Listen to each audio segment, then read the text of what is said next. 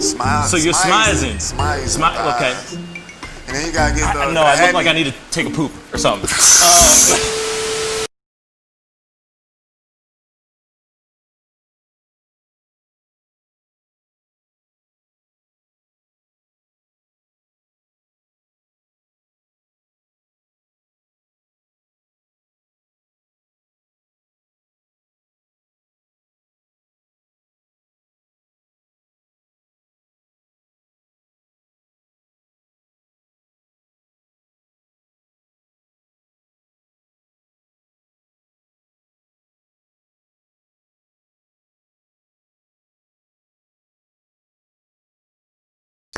It is Tuesday.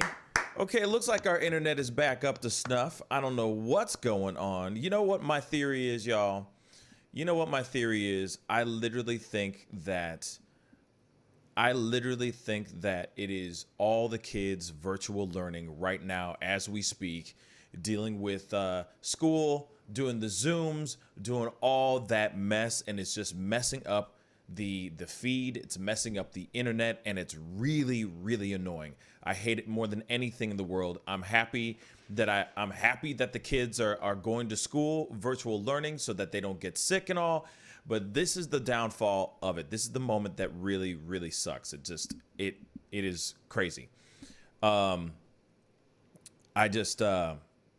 So it might get a little sticky from here from time to time, guys. So just bear with us. You know what I'm saying? Like, this is the best we can do for now. We're going to keep it moving. We're going to keep talking the facts. We're going to keep telling our stories. We're going to keep doing what we do. But outside of all of that, I hope you guys are having a fantastic and wonderful and positive Tuesday, a terrific Tuesday for y'all. You know, you guys, everybody deserves it today. We all need that positivity today, for sure, for sure. Anyway, let's jump into this, man. We got my boy Jackie Buck in the house. What's up, man? What's a guan? What's going on? Good to see you. Good morning. Oh, there's no more delay. This stream is definitely on that slowness. Really? So, you got that delay sound to me, and you're a little choppy, but we're gonna see what happens. You know, we can only do with what we got, right? Yeah, man. We gonna do what we got. You know, we gonna do what it do, baby. We got to just, roll with it. This is just how it is. Unfortunately, I can have the most powerful Wi-Fi in the freaking world right now, and still, no matter what, it's going to be, them are the breaks, y'all. This is just how it is. It sucks. It sucks so much. But at the same time, it is what it is. A little shout out to the RNC. Anyway. It is what it is. It is what it is. But I want to say good morning to everybody. Young Ash or Young Gosh, I don't know. They just said, new to your channel, great content, guys. Thank you so much, man. Or thank you so much, person. Definitely comment down below and let us know where you are commenting from. Would love to know where you're commenting from. I ask everybody. We get people from all the way out as far out as Australia, like Malia. Good morning, Malia. Good day or good evening, by the way, Malia, because it's nighttime over in Australia in the future over there. So we have a whole bunch of different people on the show. Oh, Young Gosh is from Washington, D.C. What's up? You know what I mean. You know the rest. Anyway, thank you so much for checking it out all the way from the East Coast. You know what I'm saying? Hopefully things aren't on fire as much over in Washington, D.C. Comment down below. Let me know how you're holding up over there. I know that there's been a lot of chaos, forever. forever, for a long time. So definitely thank you so much for coming on. Tanner Vane, what's up, man? Good morning. Let's see, who else? I said Malik. Tyrannus, what's up? Good morning. Tadoogie. By the way, Tadoogie, I want to say something to you, man. I didn't think that anybody would know all the lyrics to the theme song. You literally wrote out the entire theme, the entire lyrics to the theme song in the last feed just a few seconds ago. I was highly impressed. Actually, Jack and I were highly impressed. Yes. Real talk. I was just like, what? He knows the whole thing. He took the time to write out the entire song. I really appreciated it. I thought that was dope as hell, man. That's dope. You know what I mean? Young Gosh just said, Pascal, set priority devices on your network so your devices are prioritized over other devices. I've never done that before. That's something I need to look into. I've never done that before. I don't even think I know how to do that.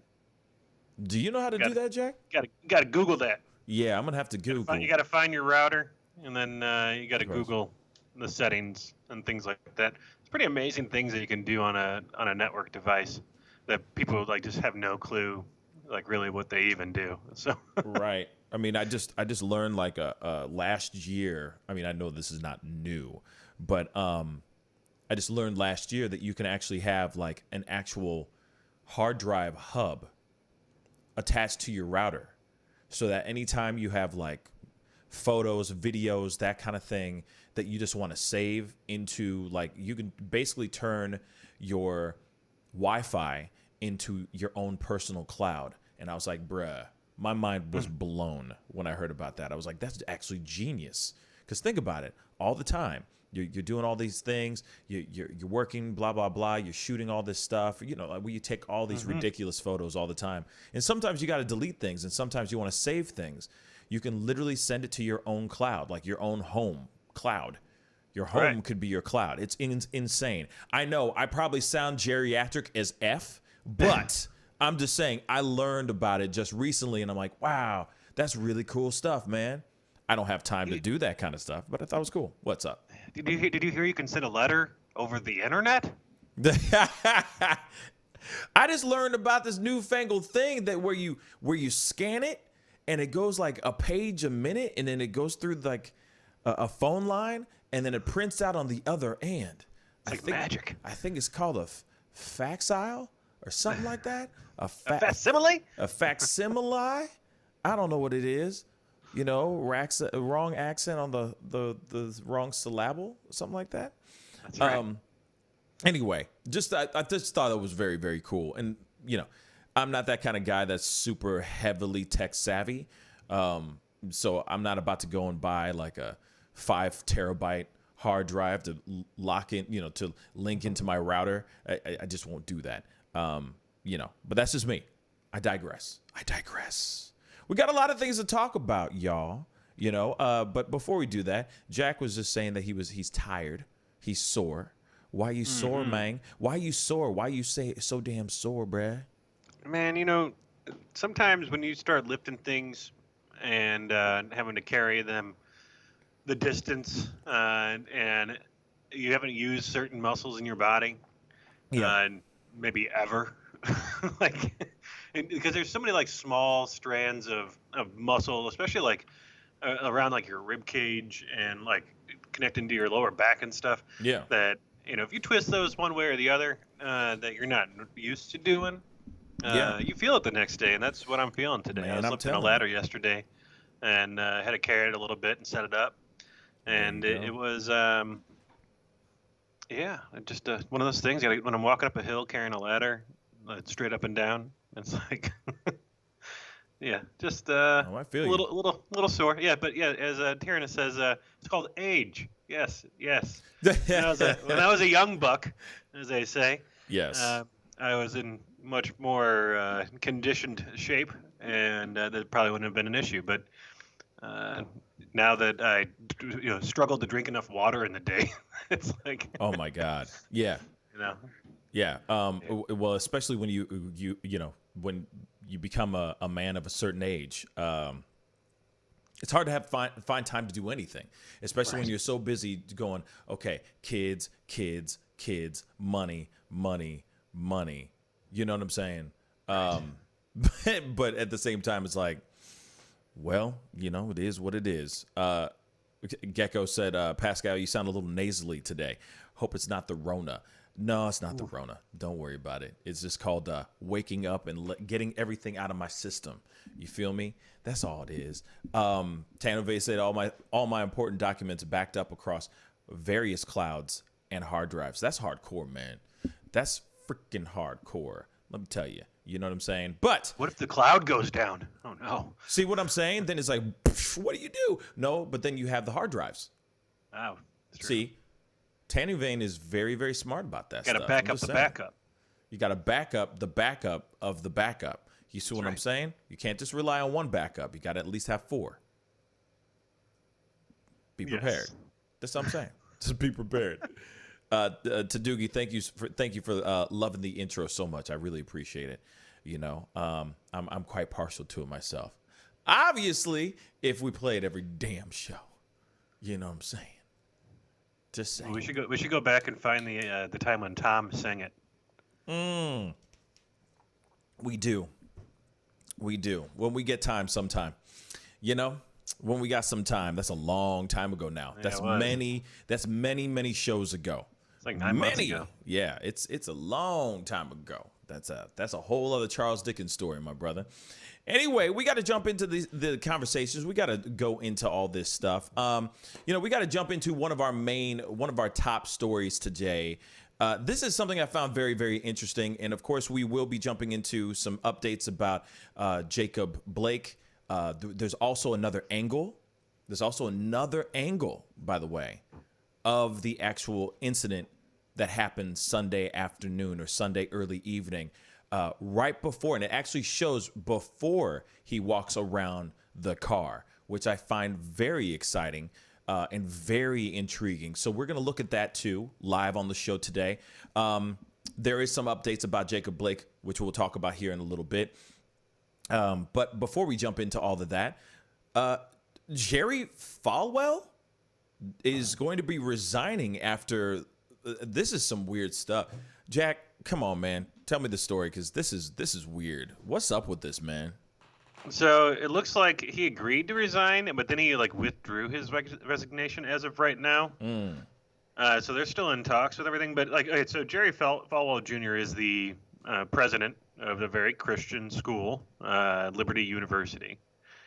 And Wait. Liberty. Exactly. Is that what? Oh, that's not the same. No, that's insurance. Oh, wait, but I thought it was. No, it's not? What about Emu? No? Huh? Liberty Mutual? Liberty No. Bibbity?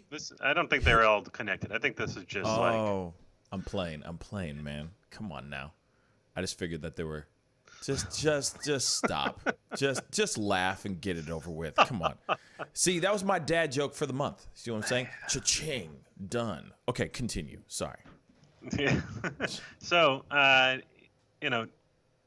There's a thing like the pot calling the kettle black and just being a massive hypocrite. Let's just start there, because Liberty University and Jerry Falwell Jr. in the past have come out against people and their students for anything that crosses the line in regards to how the school standards are set and Right. anything that is believed to be non-Christian. People getting expelled for certain things and just full on, they are a hardcore Christian school. Now, if you remember, maybe about 3-4 weeks ago, a photo came out of him on a boat with a girl that was in a bikini and had some cut-off jean shorts on, and she had zipped it down a little bit to was showing her bikini. Well, he was on the boat with her and holding a drink, which he said was juice because he doesn't drink alcohol. But he had his pants unzipped down a little bit too, mimicking her, showing his underwear. So, and he posted it up on Twitter, thinking it was funny. He posted The it up on Twitter. entire Christian world surrounding Liberty University went haywire because, it's very, it's one of those things. Do as I say, not as I do. Word. And so that was the beginning of it. Well, now more stuff has come out in this past week, finding that his wife had an affair with the pool boy. And wait, it gets better. Come on. And then it's gone on to where they have invested $1.7 million with the pool boy to start up a new business because they're saying that he was extorting them. So there's an extortion thing going on. And now, in addition to that, one of the partners of the Liberty University thing has now come out in the last 24 hours saying that he had an affair, like a three-way, with the Falwells. Of course. So now, wait. So this pool boy had an affair with not only the wife, but both of them at the same time? Nope. Okay. The wife had an affair with the pool boy. Right. One of the business partners of the Falwells Come on. has come out and said that he had a three-way with the two of them. So two different incidents going on here. Wait, let me ask you something. Is it male or female? Male. Oh, that's interesting. I'm sorry. I don't mean to play the double standard there for a second, but I had to. Male or female? Now it's interesting. Female, it's there's a little bit of leeway there. You know what I'm saying? To a certain extent, it's a little bit more socially acceptable, unfortunately. But if it's a dude, ooh, the plot thickens, man. Yeah. Wow. He said that the business partner said it spanned over 7 years. What? Are you serious? And I think that, let's see here. Actually, no, this is the same person. So Granda was the same person. So he became the business partner after they gave him all the money to do this stuff. So he was the pool boy back in the day. Okay, I was going to say, so it is the pool boy. Becky and I developed an intimate relationship, and Jerry enjoyed watching from the corner of the room. Oh, he liked getting cucked.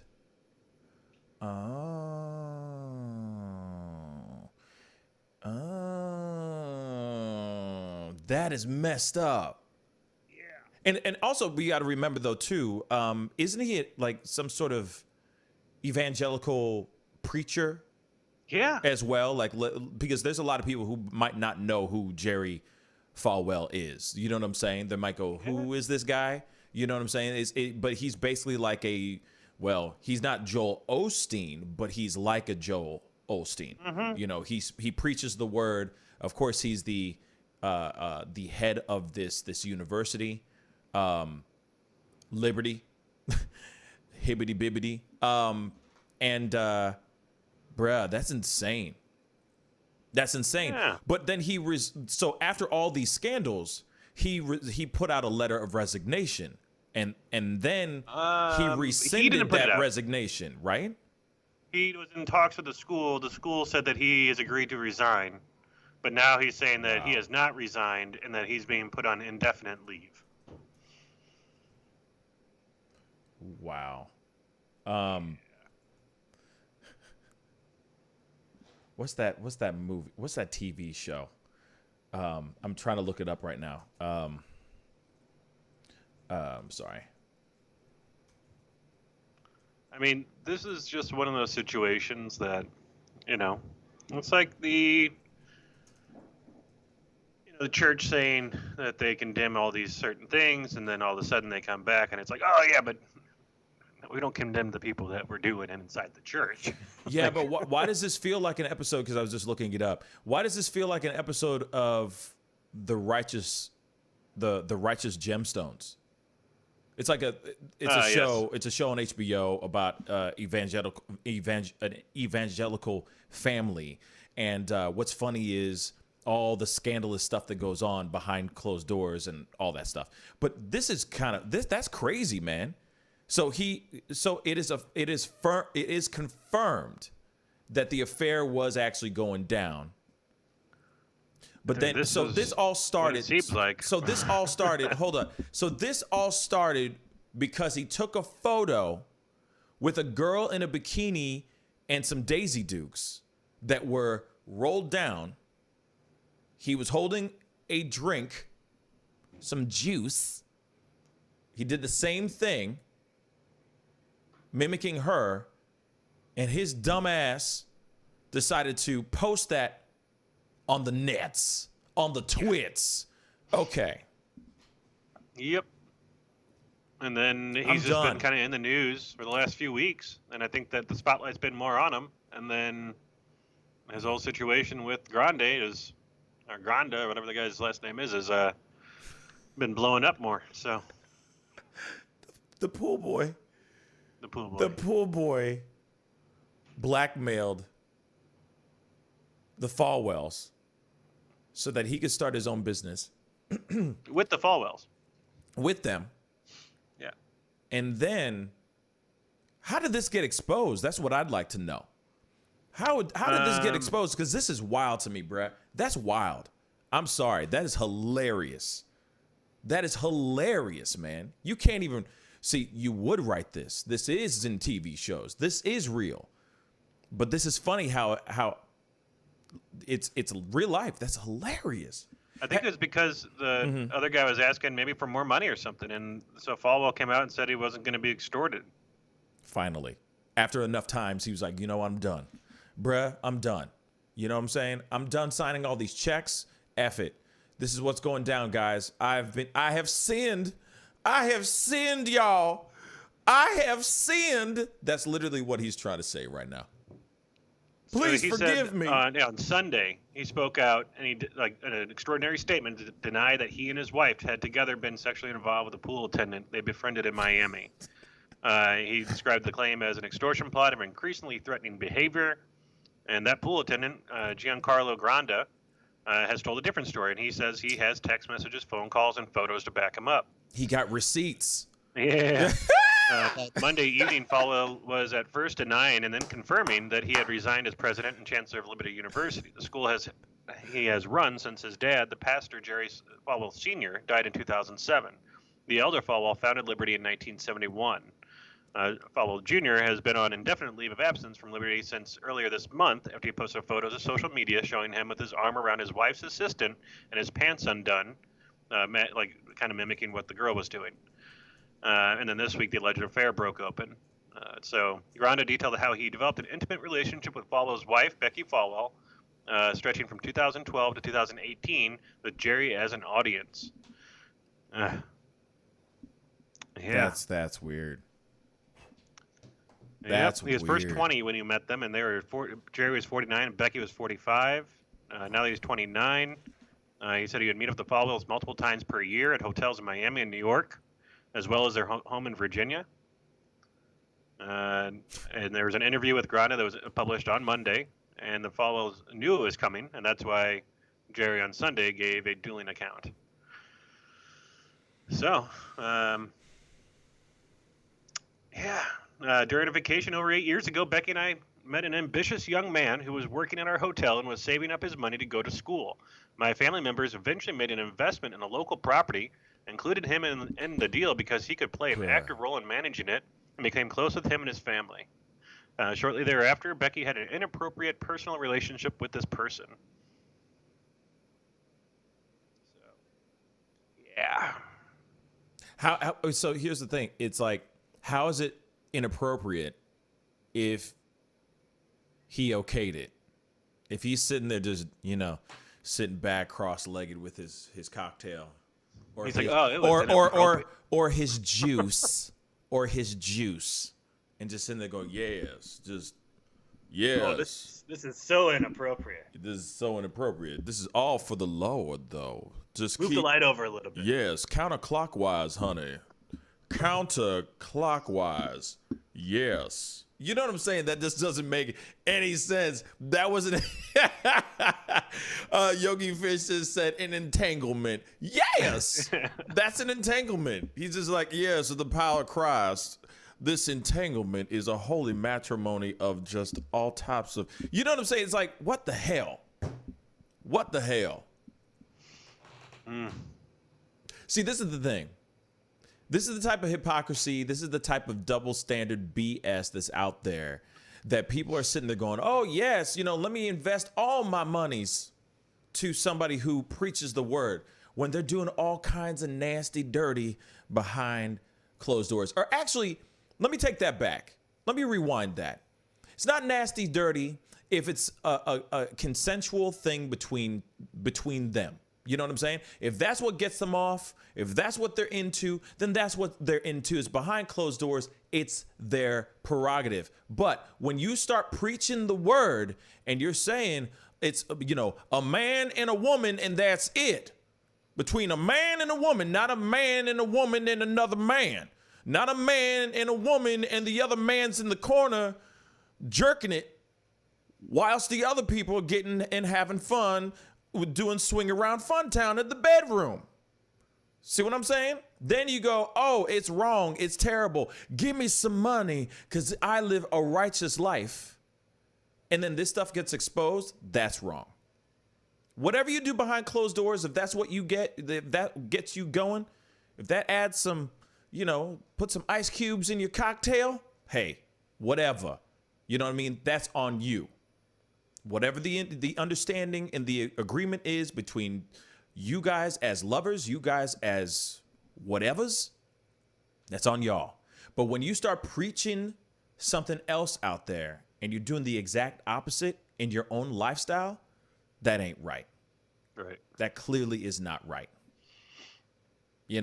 I'm okay with people sitting there going, hey, I do all this stuff with, me and my partner do all kinds of crazy stuff in the bedroom.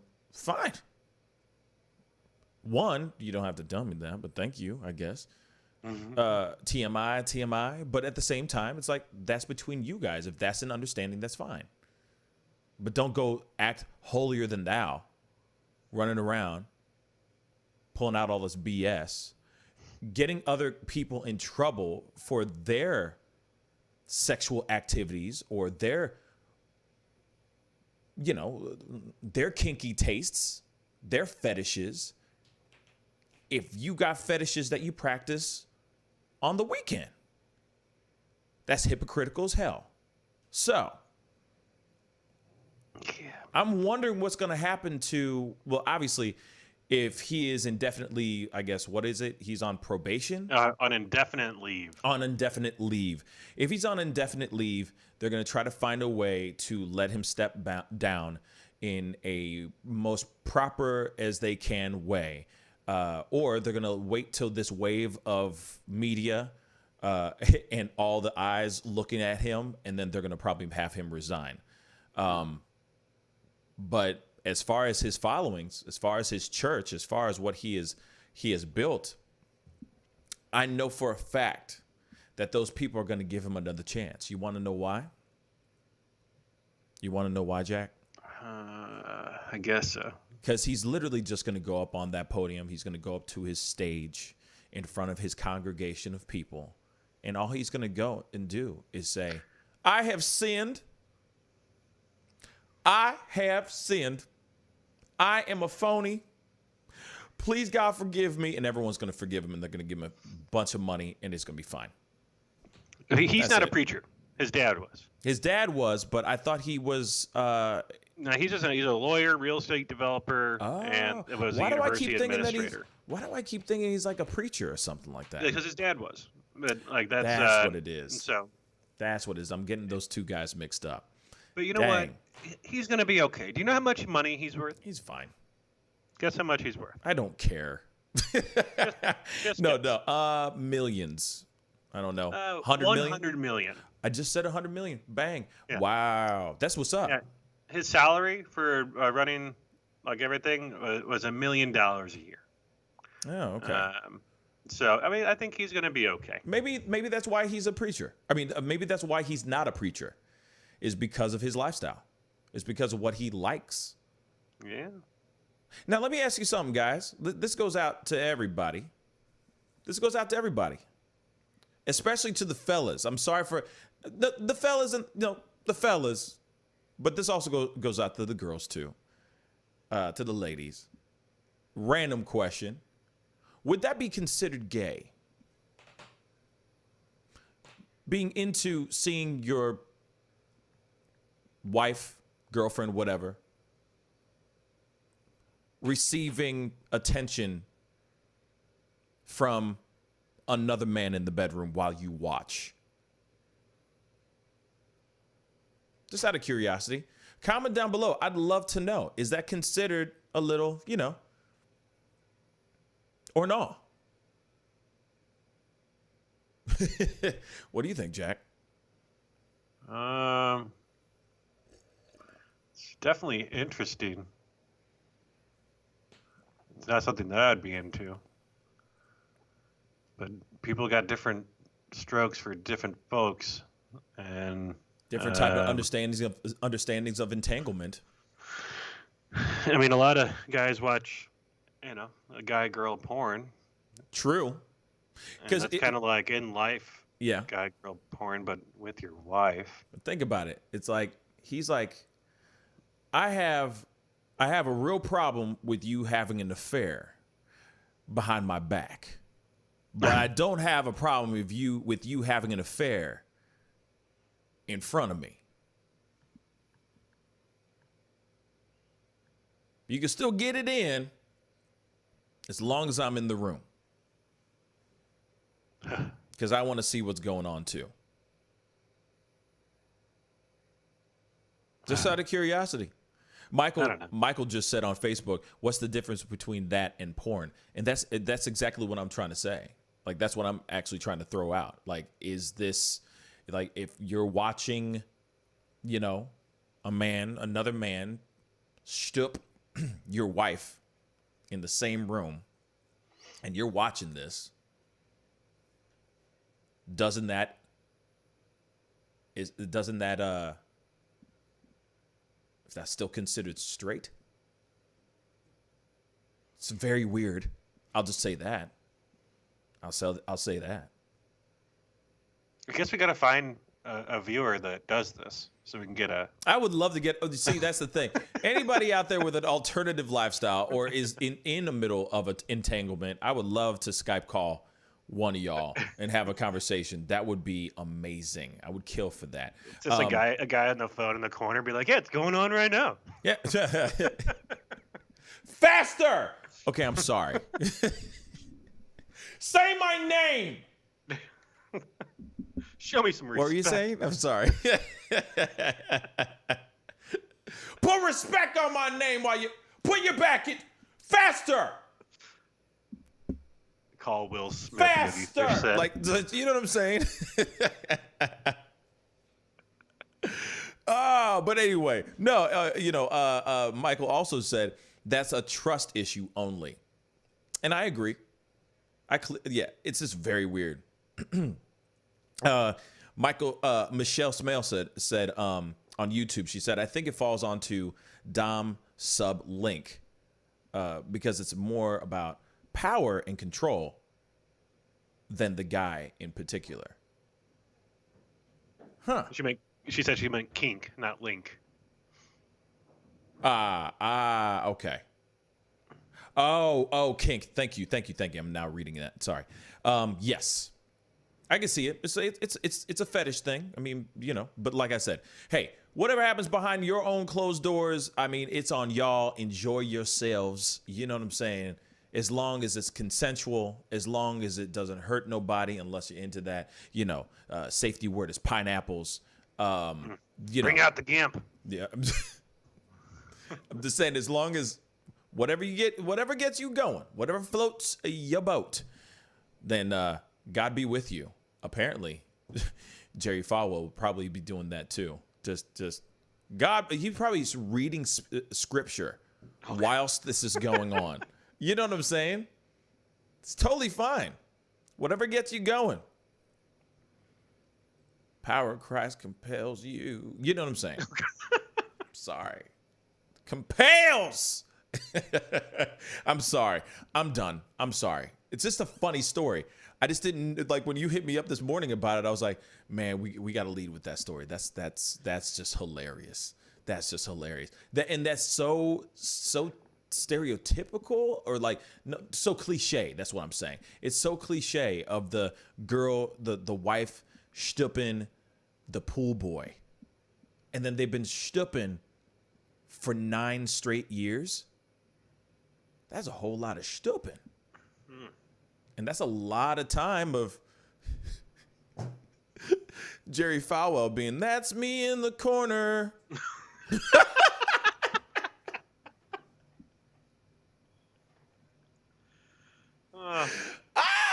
Yes. Okay, thank you. I needed to laugh today. Woo! Oh my God, that's terrible. Okay, I'm sorry. Moving on to other things. Oh my God. He's losing his religion for sure. Just just watching, just just consuming. Oh, that's so beautiful. Anyway, Do you think it'll be a Saturday Night Live skit? please, somebody, please, because there's a lot of things like what I was gonna say. There's a lot of things that are worthy of the definitely worthy of SNL doing some sort of parody. The other one is I'm now forgetting her name. Why am I forgetting her name? Oh man, I'm forgetting her name now. Oh, that's gonna drive me nuts. Well, give me some hints. Kimberly, it's Kimberly Guilfoyle or Guilfoyle. Guilfoyle. I just need you guys to see a tiny bit of her speech. If you did not watch the RNC day one of the Republican National Convention, this is something that you've got to check out. Hold on one second.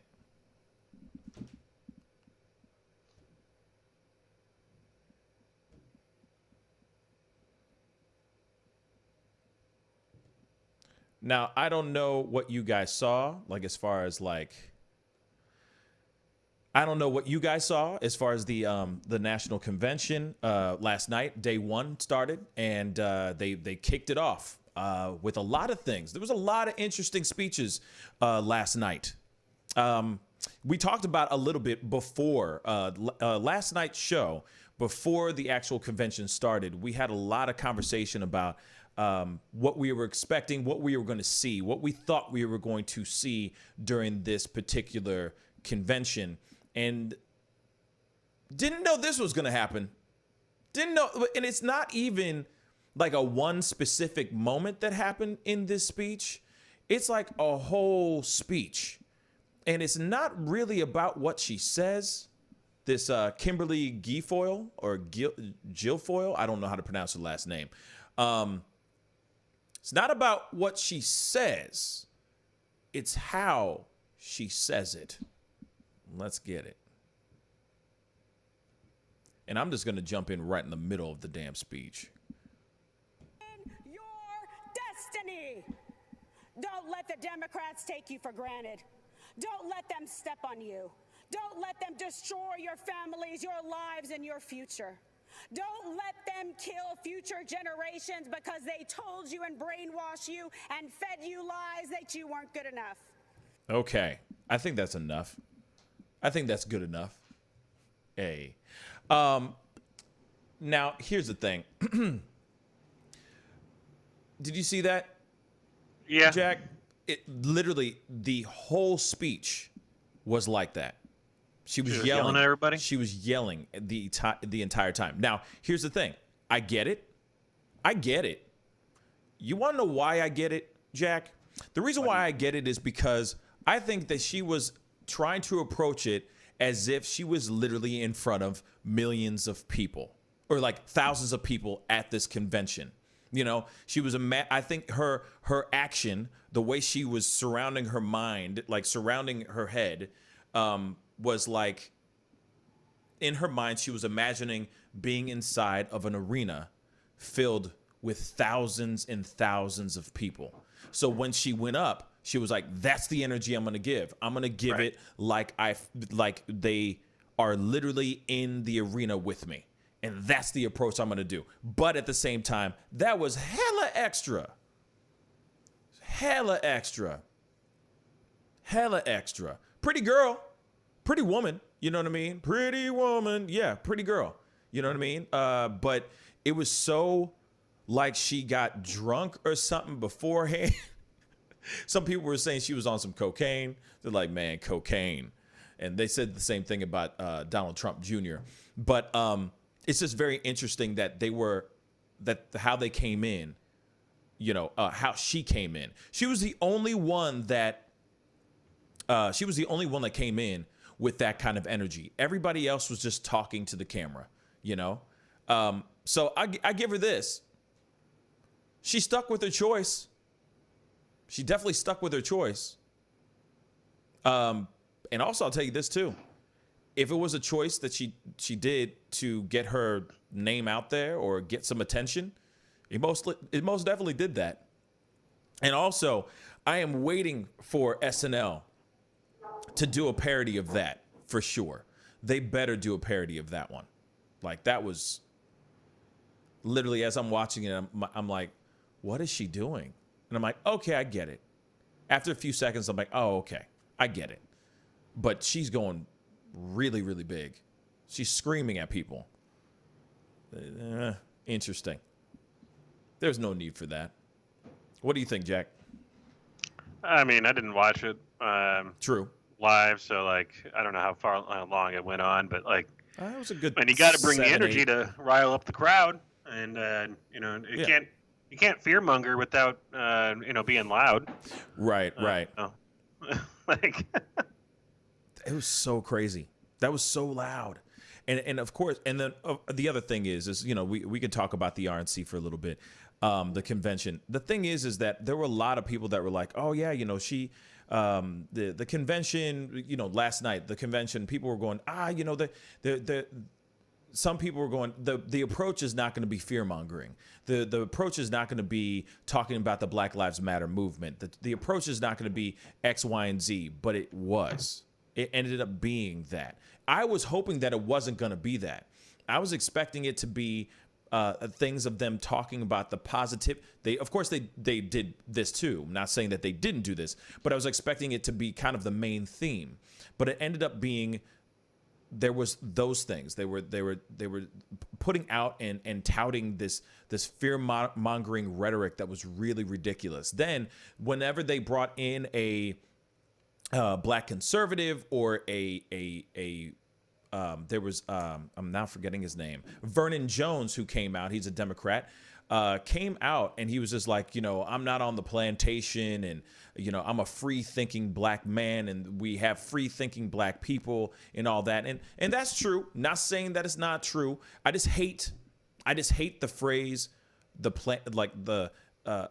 there are black saying that there are black people stuck on the plantation still. I hate that phrase more than anything in the world. And he used this phrase in his speech. And I'm like, that's not going to get you black voters or black listeners to want, like, that are say Democrat, to jump over and swallow the red pill. It's just not. To me, you're sitting there insulting. And I get it that that's your reality and that's your opinion, but I feel like there's other ways to get your point across without actually saying stupid stuff like that. That's just me. Because I'm sitting there, I'm watching it. Not only so that we could talk about it on the show, but I'm watching it because I'm actually invested and interested to see what they have to say. And the entire thing was a lot of this fear-mongering trash. I'm sorry. I know that there's other people out here that are going to sit there and go, I totally disagree. But at the same time, to me, that's how it came off. That's how it came across. What'd she say here? They want to destroy this country and everything that we have fought for and hold dear. They want to steal your liberty, your freedom. They want to control what you see and think and believe so they can control how you live. They want to enslave you to the weak, dependent, liberal victim ideology to the point that you will not recognize this country or yourself. Yeah, and then what's funny is that it's like fear. Then you had the McCluskeys talking, the Bonnie and Clyde gun-toting couple that were on the front lawn protecting themselves from the Black Lives Matter movement. They had their own thing, which was very interesting as well. And their speech was, to me, I wasn't feeling the speech. I just feel like,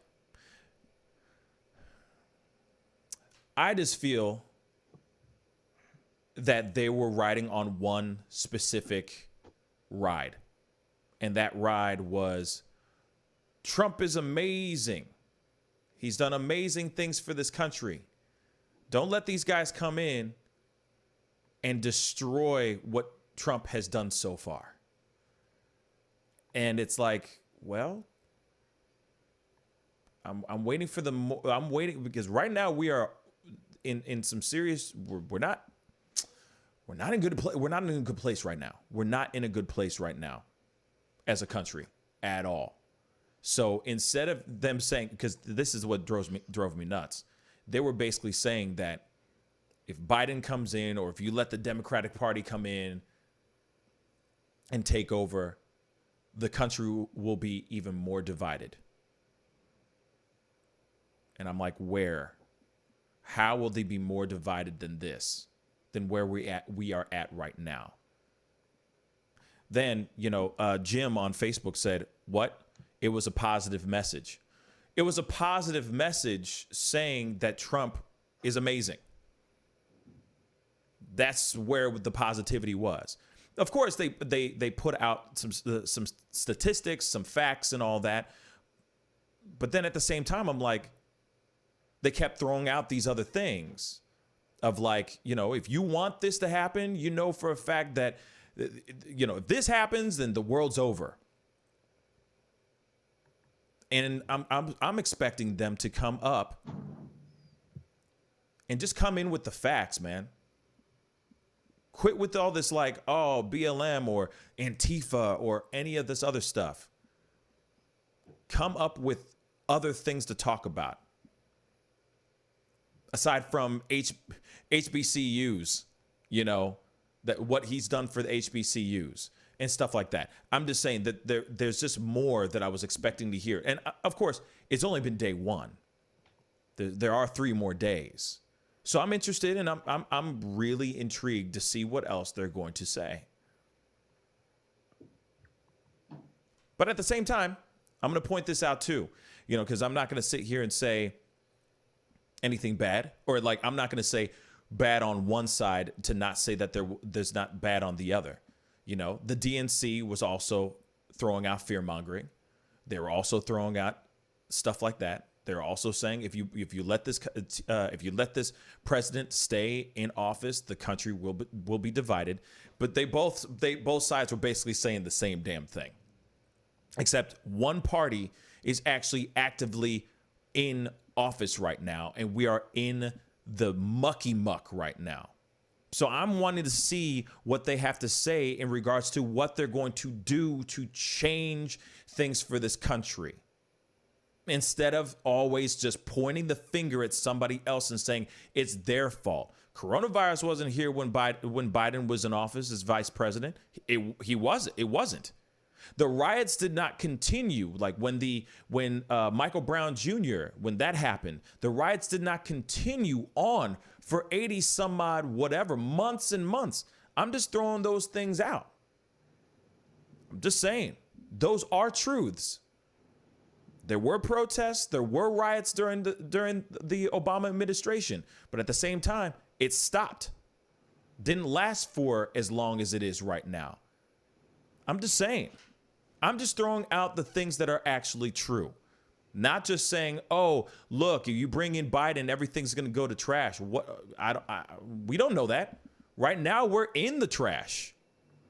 Actually, that dumpster is on fire. So I'm waiting to see more. I'm willing to give it a chance. I'm willing to hear them out.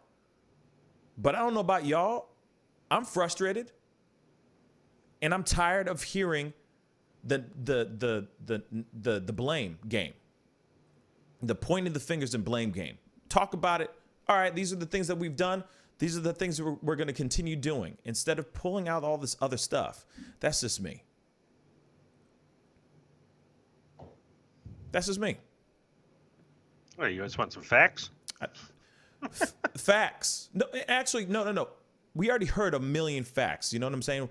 And the other thing is I already got somebody like Enemy Nation here, you know what I mean, on the show that will give me facts all day long. But I want to see those facts into action.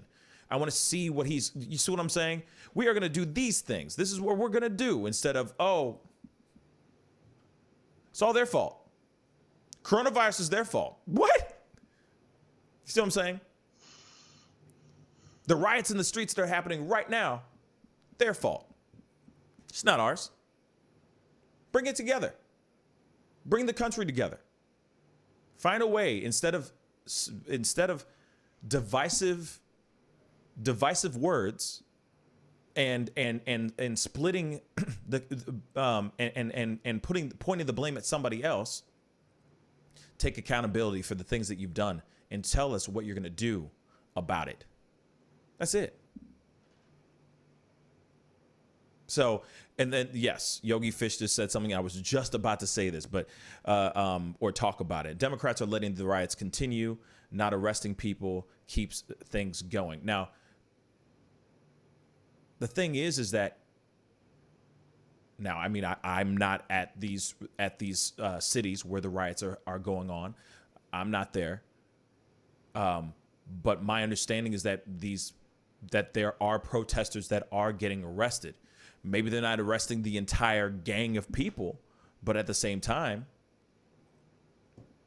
I mean, it's not like these Democratic cities, or these Democrat-run cities are just sitting back and just letting their city burn. I think that there are still some active movement towards making things better. You can't tell me that these mayors and these Democratic government officials are just sitting back and just watching their city burn into ash. That sounds insane to me. That's just me. That's just me personally. I mean, Jack, what do you think? Yeah, I mean, the Republican states are saying that they don't have any issues. Like, I think crime happens in like all the cities, and I imagine there's pop-up protests and things that happen in every city. But I mean, it's one of those things about, like, I guess your morality and your ethics and everything about what people are willing to go out and do. And as we've shown, that some of these riots that have started weren't started by the people that were there to protest. They were started by people on the other side. Right. So maybe it's those people that are keeping it going and not the Democratic, administration that's in that city. Yeah. Maybe it's the people that are coming in to cause an issue that keep on coming back to cause issues. And then that riles everybody else up, and maybe, larger groups of people get involved. Yeah. But the instigation of, riots, that was proved to be happening. So it's hard to put blame in one spot. Yeah. But yes, people are rioting in these cities. But they've also, in these cities, things have happened that have caused those riots to go on, right? Right. And so, I don't know. It's got to be hard to control every aspect of crime in your city. Yeah. And there's going to be, and where there's some, I bet there's a lot of times where, is white collar crime more predominant in Democratic cities or Republican cities? Because we're talking about crime here. That's a very good question. Now we're just, we pinpoint the actual physical things that we can see on TV, but Right. we don't hear about the, maybe from Wall Street or from all these big businesses maybe that are stealing, or corporate, thieves and things like that. Yeah. Does that happen more in Republican versus Democrat, or is that also a Democratic thing? Because I would like to know that, I don't know. And that's, excuse me. Excuse me. That's a very good question. That's actually a very, very good question. I mean, the thing is I don't know. I don't have those stats. You see what I'm saying? I don't have those stats at all. I wish I did, because those are very, very good questions. Now, I know that there's a lot of people that would sit there and think that the reason why the Democrats are the Democratic cities, or the cities that are run by Democrat officials, the reason why these riots are still raging on is because it only helps push the narrative of how bad Trump is running this country, that it's a way to sabotage this election. Now, there's a lot of people that sit there and look at it that way, and not look at just the fact of people are very angry right now. There's a lot of unrest, and people are angry as F. Just to be completely straight funky, people are really angry.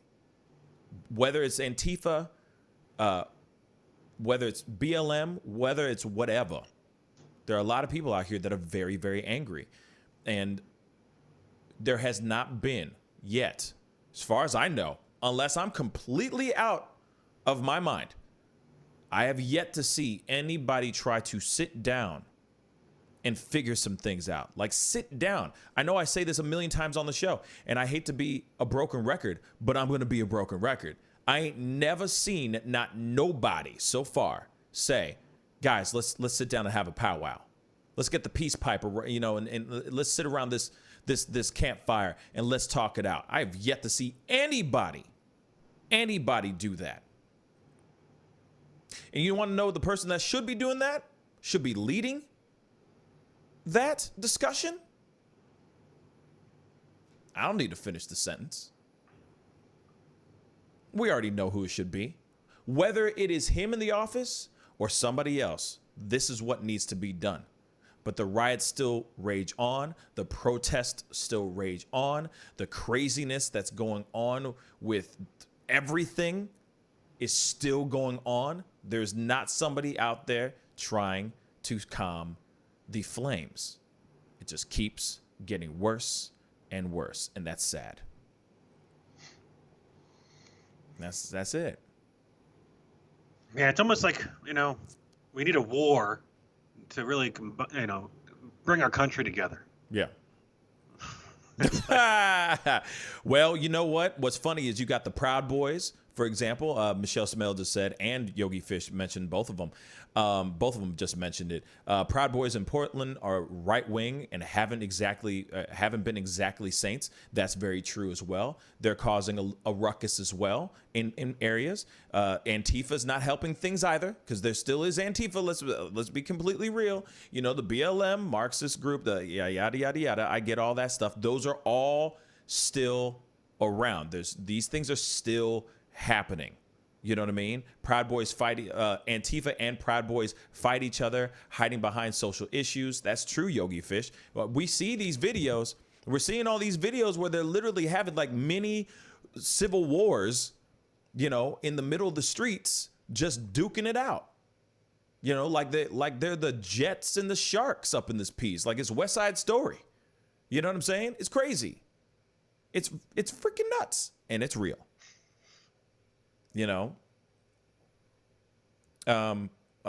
Michelle just said, I don't know about the Proud Boys, but the lefty protesters also have some substantial bail funds in the big cities, so people aren't staying in jail. And that's true. That is very true as well. Now, Yogi Fish just asked something. Let me find that question real quick. He said, who would they sit down with? That's a very good question. Maybe all the people that work in the that run the BLM sanctions, the city's leaders of the BLM, maybe that's something that they need to do. Maybe they sit down with everybody, Proud Boys, Antifa, BLM, moms against whatever. I don't know. You know what I'm saying? Any of those things, any of those people, and have like the leaders of those people, of those certain groups, and have a sit down. I think that's the one way it can actually happen. That's what's crazy about this, is that there is no single voice for each group. There are multiple voices that are running groups in particular cities. Because everybody and their mama wants to be Martin Luther King in their own way, in their own right. And right now, there is not one single voice speaking out that's being heard amongst the rest. There isn't. And I really wish there was. Because right now, all this stuff is just blurry. There is no focus, and it's turned into a complete blur. Now, it would be amazing if there were 2, 3, whatever people that had a strong enough voice that could speak loud enough to move people. And we've had this discussion on the show before too, where it's like, we need to find peace. And that voice is strong enough to get people to go, okay, yes, you know what? He's right. We need to put down We need to put down our sticks and stones and our semi-automatic weapons and actually sit down and talk, because this anger and this unrest is not working. That's what needs to happen. But there is nobody out there. We do not have our we do not have our Martin Luther King. We don't have our Malcolm X. We don't have our Gandhi. We don't have anything right now. Everything's a free-for-all. It's basically turned into the wild, wild west. And that's messed up. Without focus, there's no goal in mind. Without focus, there is nothing. Then you're just going out there aimlessly, looting, doing ridiculous things for the sake of just doing stupid things. That's just what I think. Anyway, we're going to go into a quick commercial break. And the other thing is before we go into the commercial break, I'm going to say this, though, too. Because Yogi Fish said something about last week or so, and it really moved me. And I think it moved a lot of listeners that were watching the show at that time. And I know he said something like, the person that you're looking for is you. Now, that goes to any person that's out here that is watching the show, that feels some type of way, that feels that they want things to change. The only way we can change is if we make the change ourselves.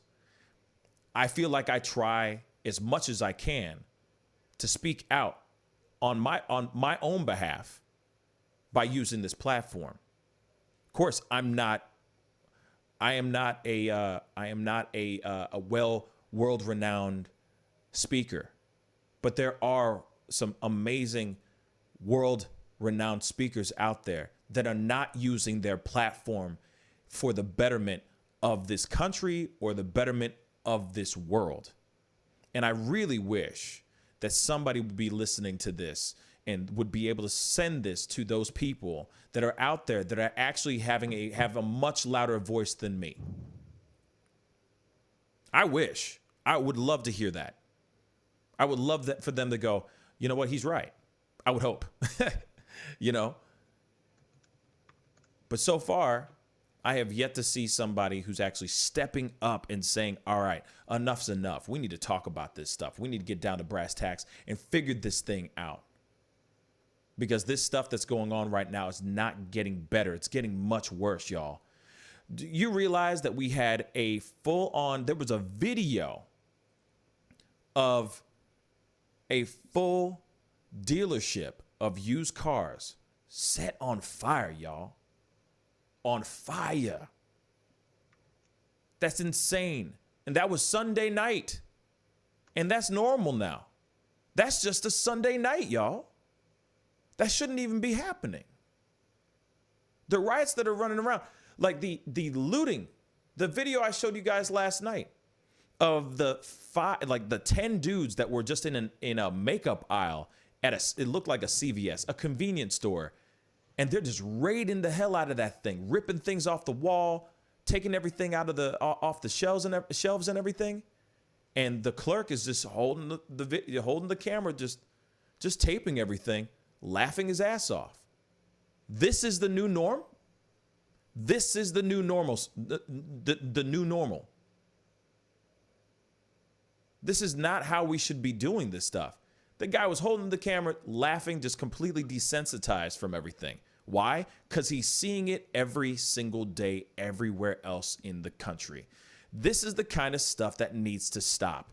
But why are we not talking about these things? Why are we letting the media talk about these things, putting all these videos out, and they're not even saying something? And I understand they get paid to just speak the news, but why aren't we all getting together and saying this type of stuff is getting ridiculous and we need to do something now? We need to fix this now. But no one's doing that. We're just letting this go. We're just letting this happen.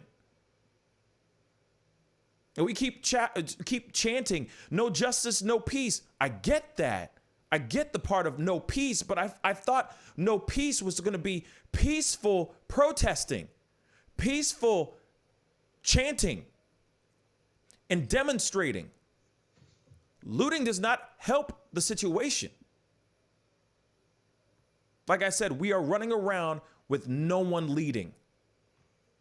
Literally, we're sitting in a boat and everyone's trying to row a different direction. That's literally what's going on. We are just doing this in a circle, and we just keep doing this cyclical thing that just keeps happening over and over and over again. I'm sick of it, man.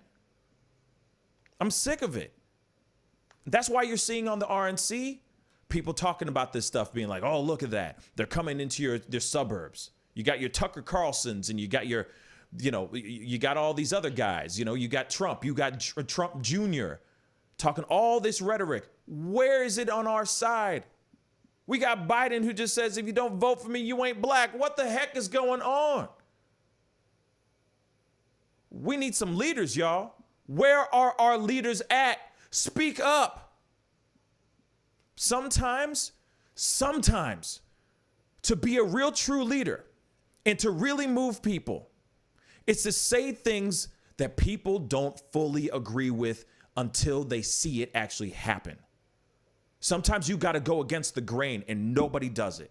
Nobody wants to go against the grain. And that's what's so frustrating to me. Everyone's so scared of getting called something or being ostracized or getting thrown under the bus. You're not going to be thrown under the bus if you're trying to help the betterment of this world, of our people. But no one's saying anything, y'all. And that's what's so frustrating to me. We need our people. We need our leaders, and we don't have any. That's all I got to say about that. As much as wherever we all sit politically, we all know one thing. We can all agree on this, that we want peace, that we want to stop all this stuff that's going on, all this hatred and anger that's going on in the country.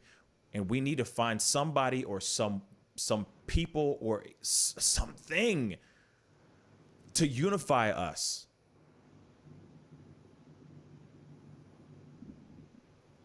And so far, I've been seeing nothing but both parties playing the blame game and trying to separate us rather than unify us. Anyway, keep the comments rolling down below. I appreciate all y'all. We're going to go into a quick commercial break. We'll be right back. This is The Pascal Show. Bye. Hey, take off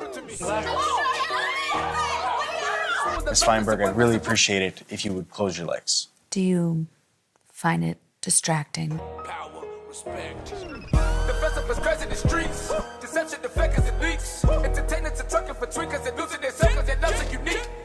All of us under surveillance. We was a feeling they made it. Half of them stumbling around and they faded. They live in the world that's degrading for people that's constantly hated.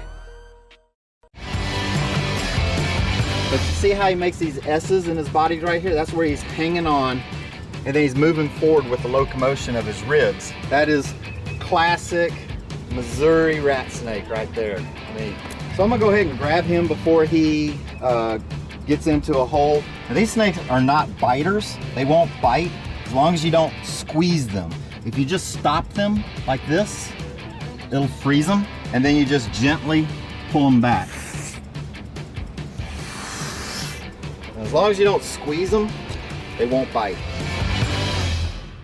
Yo, Mike, what's up, man? Guy? Good to see you, man. Yeah, so Sugar Fire. Yeah. Fully open, right? Yeah, we're pretty much open. So you can't sit inside yet. Monday you can sit inside a little bit.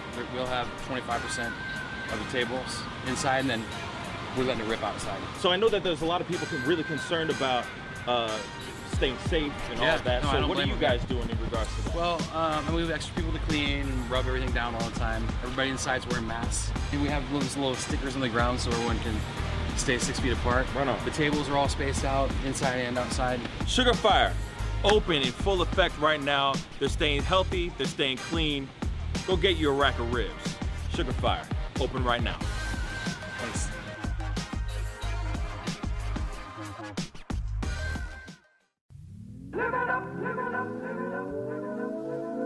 The Fur and Leather Center, providing the highest of fur and leather goods.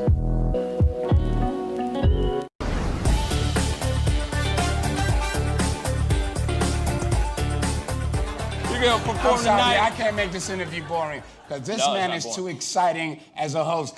And I'm truly saying this, and if y'all can't do this, me and this man here is going to leave and go somewhere else where we can get some love. I want everyone in the building to say, I love Pascal on the count of 3.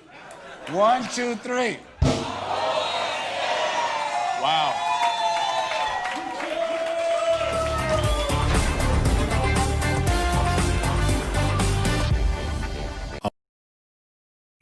Homeowners and property managers, if you're looking for effective and humane ways to remove wild animals and deal with the damage that they have caused, we have good news for you.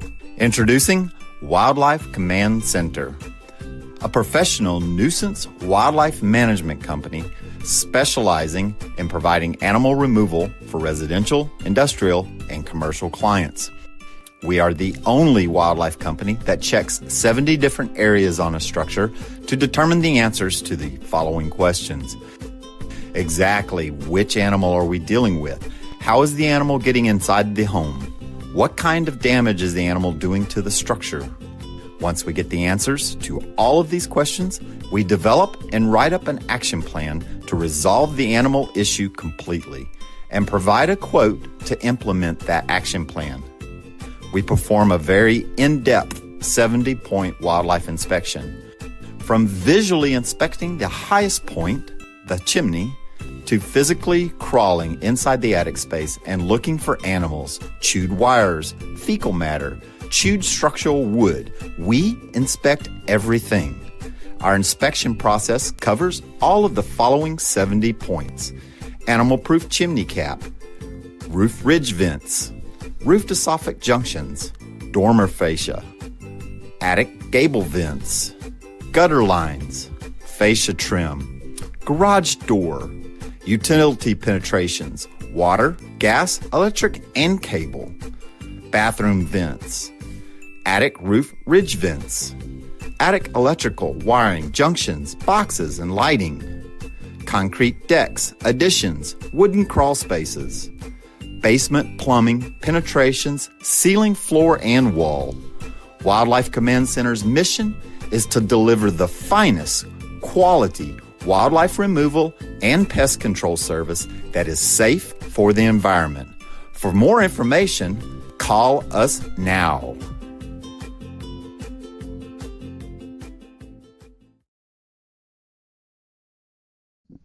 Hey, welcome back, guys. Thank you guys so much for tuning in and being a part of the conversation and part of the show. Like I always say, if this is your first time checking out this show, please go hit that like button down below. That would really, really mean a lot.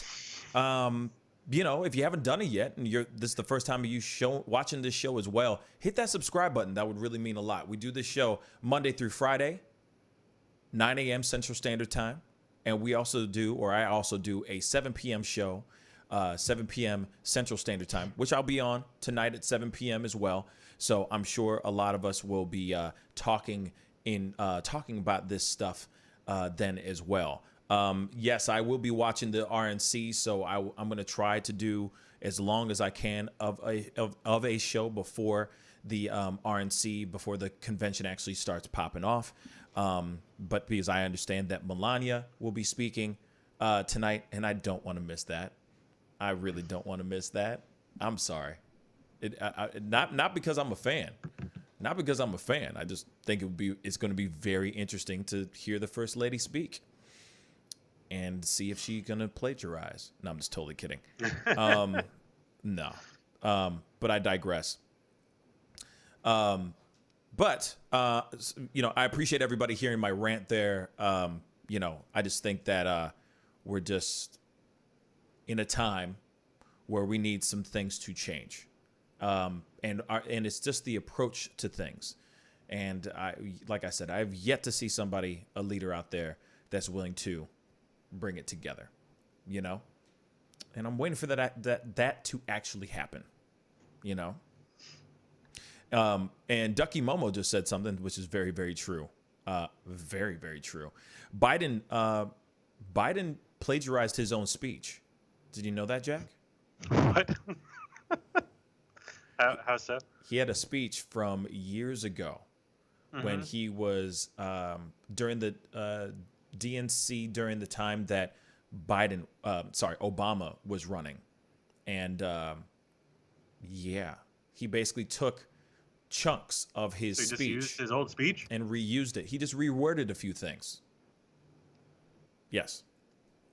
Somebody did a side-by-side, like basically like It just shows that he's chunk consistent. by chunk. Yeah, it just means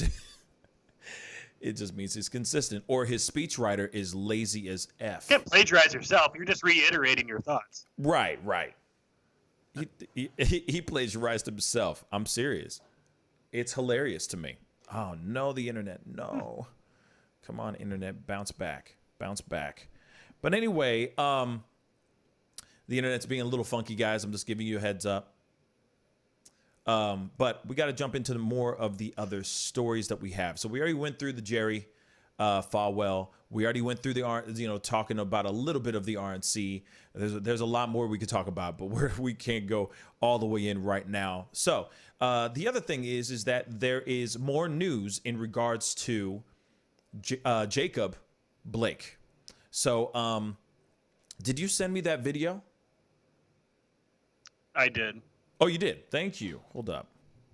So, from my understanding, there is new news about Jacob Blake. Apparently, he is paralyzed due to the multiple gunshot wounds he suffered during this altercation with the police in Kenosha, Wisconsin. And Kenosha is still, of course, on fire, not surprised, in regards to the riots and everything that are going on over there. But we also, or Jack, found the other angle of the actual incident before the actual gunshots were fired. So I'm very interested in seeing this because, yes, I'm interested. This is going to be the first time me checking this out as well. So we're going to check it out together.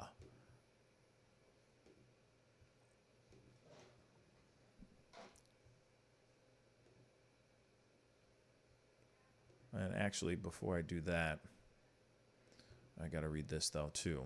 So, before I jump into it, Jacob Blake's dad says son is left paralyzed by gun shooting. So, the father of Jacob Blake, of course, says his son was left paralyzed from the waist down.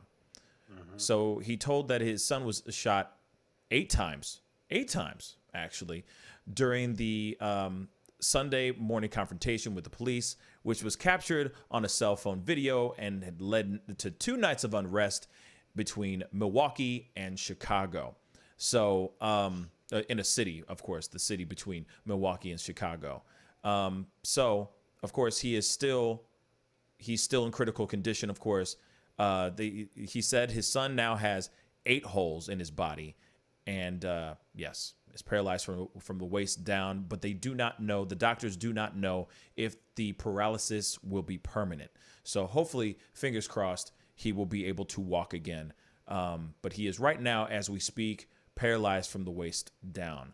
Now we found, or Jack this morning found the other angle of the actual shooting, or all the moments that lead up to the shooting. And so we are going to look at this for sure.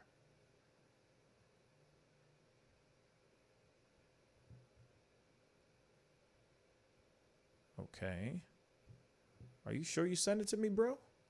Yeah, I sent you a link that went through. Oh, there we go. I found it. Sorry. Now, here's the thing. Hold on, because I'm looking at it, and this is just the shooting. This is the angle that I've seen. It's from which side? This is showing, the one I sent you should be showing a struggle with him and the cops on the ground, and then he breaks free from the cops and walks around the car. No, I got a completely different one, brother. Let me see. No worries. I just this is not the one. I got the one that we've all seen. All right, here's a YouTube link. I'll get to you. Bottom line. Thank you so much for commenting. Hey, what's up? Bottom line. They just said there's another angle of what happened in another video. Has anyone seen it? We're about to watch it live right now. We just have the wrong link. So stick around. Bottom line. Also, comment down below and let us know where you are commenting from, because you are a new name on the chat. So we'd love to meet our part of our family, part of the fam coming in and all that. I sent you a link. Okay, thank you. I'm gonna wait till it gets to gotta go to space and come back down. Thank you guys for your patience. I'm sorry, guys. Give me a second, and we'll get this rocking and rolling here in a second. It's really shaky. Okay. Understandably so. Yeah, understandably, because people are too busy watching it. You know what I mean? In real life. Let me turn you down real quick. It's gonna get loud, I have a feeling.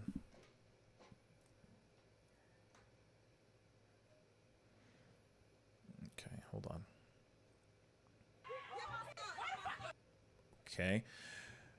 So just a heads up, there's gonna be a language, etc.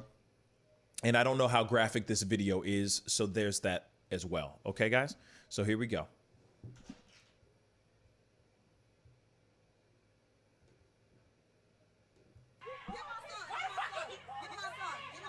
Very shaky.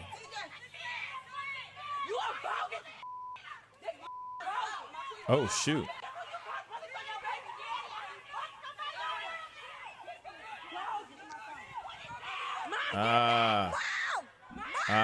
And we already seen everything else. Hold up.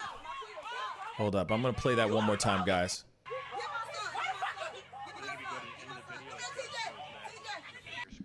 Say that again. If you keep on going through that video and scrub it through, it shows just that video as opposed to the split screen. Oh, great. Let me do that then. Bang. There it is. Thank you, bro. Thank you. So here it is, guys. Let's check this out one more time. Or I'm probably going to play it a couple times, so get ready.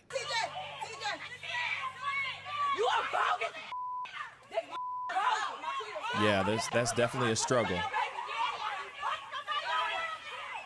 There's babies and kids. Oh. Wow. Okay, sorry. I'm playing it one more time. Yeah, he was not cool with getting arrested. Hold up, guys.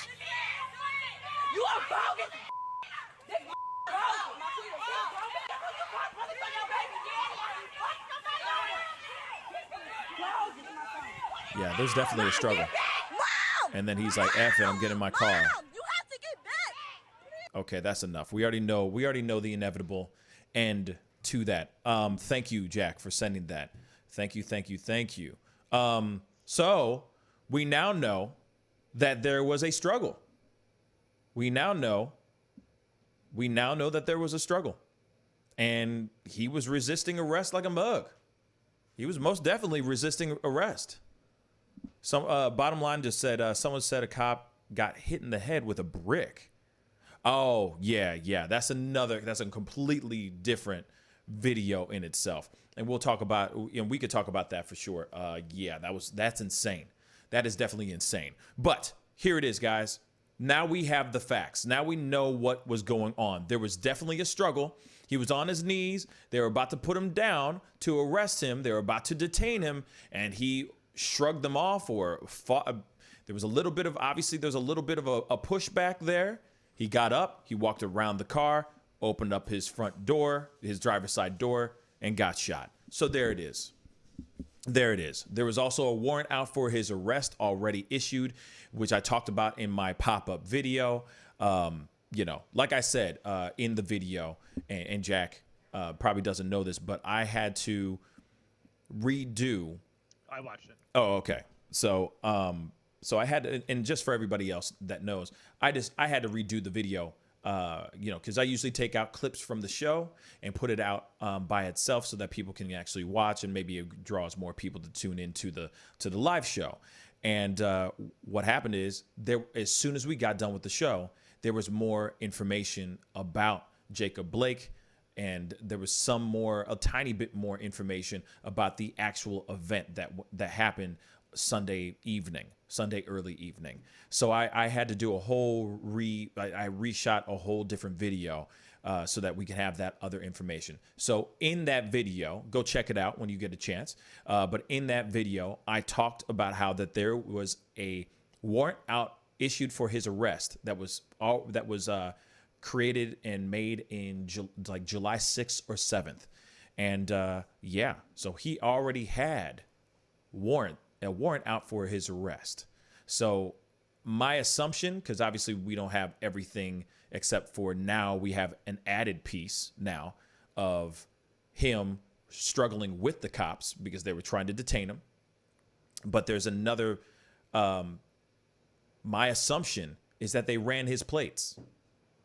My assumption is that they ran his plates and they found out that there was a warrant out for his arrest. And maybe they saw his record, he has a history of violence. Unfortunately, it's an unfortunate situation. You know what I mean? It's an unfortunate situation. It is. Because of course, a part of me wants to be like, I wish he didn't have a record. I wish he was an innocent man. I wish he didn't have any history of violence. I wish he didn't already have already another story of a high risk traffic stop where he ignored and did not comply with the cops at that time. He had to get taken down, and they had to use dogs on him to actually detain him. Like if he already had those parts involved, and when you look at those facts, then it kind of turns into a trifecta of this was going to be the avenue and the route that he was going to go. If he didn't comply the other time, why would he comply now? You know what I'm saying? And he wasn't, clearly, as you can see it now. And that sucks. That sucks. And what's crazy to me is that there were still other people, the girls you could still hear, because he was there apparently trying to stop an altercation between two women. So it sounded like there was like two women going after each other, and you could still hear it in the video. It's like the girl was still busy screaming at the other woman. It seems like, talking trash at one of the women before he got shot. Like the whole thing was not helping everything. You know what I mean? Just was not helping.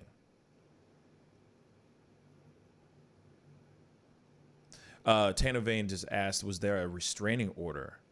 And then Yogi Fish says, yep, from what I understand. There might have been.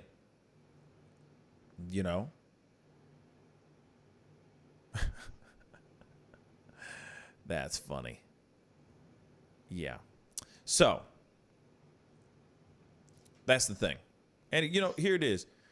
This other guy, Jack Straw, just said, expert Uncle Tom perspective. Here it is, yo. I don't care what race you are. If you are restrained, if you are refusing to comply with the police, doesn't matter what shade of color you are. You should comply, especially when there's a gun drawn at you. If you want to live, if you want to live to fight another day, you do it. You can call me Uncle Tom all you want. I don't care. But I look at the facts. I can easily just go on the side of, hey, that's another black man being down, blah, blah, blah. Yes, it is. But at the same time, you look at the facts. You look at what happened. The only thing that I'm angry about in regards to the cops is there was no reason for them to shoot him 7 times. None. So. Could use a taser. Throw all the hate you want, but just saying. Yeah, Tanny Vane. I mean, that's welcome to my world. You know what I'm saying? And that's just normal. As the show grows, as things go on, I'm going to be called multiple things, man. I'm going to be called multiple things. Because I'm not always going to always have the popular opinion. And I'm not about to sit here and record videos just for the sake of trying to make other people like me or subscribe to my channel. I'm going to speak the truth. And if wrongdoing happened, then wrongdoing happened. And it sucks that this man was black in the first place. It pisses me off that he was black. It pisses me off that he was shot 7 times. But at the same time, if he just complied, man, we wouldn't be talking about this. You know what I'm saying? We wouldn't, for sure. But, you know, to this, what's his name? I just lost him. To whoever your name is, go with God. And I guess you're a robot. Anyway, just saying. But hey, I got some other breaking news that's different than this. Oh, yeah. Come on, man. Come on with it. Bella Thorne. Oh, God. Has made over $2 million of OnlyFans. Oh, my God. You're lying. What? Okay, guys, if you don't know, quick recap. Last week, we talked about this girl, Bella Thorne. She's a Disney star or former Disney star. She was on a TV show. I forgot what it's called, but she was with a show with this other girl named Zendaya. Anyway, they're child stars. She obviously took a totally different route in her world, in her life. Now she is turned into basically like a sex symbol, I guess. Self-proclaimed sex symbol. And she started her own OnlyFans account. Now, OnlyFans, if you don't know what it is known for being an adult site. Pay-per-view, I guess, adult site where girls, guys, whatever, people can actually start their own accounts, and you pay a certain amount of money a month to have access to a whole bunch of scantily clad, if not tasteful or pornographic nudes, pornographic photos of somebody that you are a fan of. Now, Bella Thorne started this last week, and apparently it went so viral, or it went so hardcore, that her first day on, she shut down. She broke OnlyFans. She broke OnlyFans. Now, she's only been on for how long now? 2 weeks? Maybe a week? No, a week. And she's made 1 week. And in 1 week, she has made how much again in 1 week? 100,000 people have given her $20. So that's making $2 million Bruh. in a week. And that's going to be, that's a subscription. That's going to be monthly. Bruh. That she's getting this money. Bruh, I'm telling you right now, I'm taking photos of my feet. I'm done. I'm just going to start an OnlyFans account with my feet. That's it. That's crazy, man. That's absolutely crazy. That's real. $2 million. Who wants to see her naked, though? Real talk. Who wants to see her naked? I'm sorry, yo. 100,000 people do. No, but I just don't get it. To me, I don't get what, like, she doesn't, I don't know. To me, she doesn't do it for me. I'm sorry. But I just don't know, like, why? Who wants to see her? I mean, here it is. I'll be honest. I'm sure, one, sex sells all the time. A naked woman's still a naked woman. A lot of people like seeing naked women. Doesn't matter if they're cute or not. They just like seeing they just like seeing nudity. You know what I mean? No, seriously. I mean, come on. There's all kinds of people out there that are into everything. Look at Jerry Falwell. You know, that's me in the corner. I'm just saying. So you could be a woman and start an OnlyFans account, and you could probably make bank. Also, she's a celebrity, so of course she's going to make bank off of that. There's a lot of kids, or there's a lot of people her age that grew up watching her. So it's a celebrity that's actually willing to expose everything for $20 a month, bruh. And it's not like she's going to be making $2 million or that kind of money every month. People went in there out of curiosity. Right.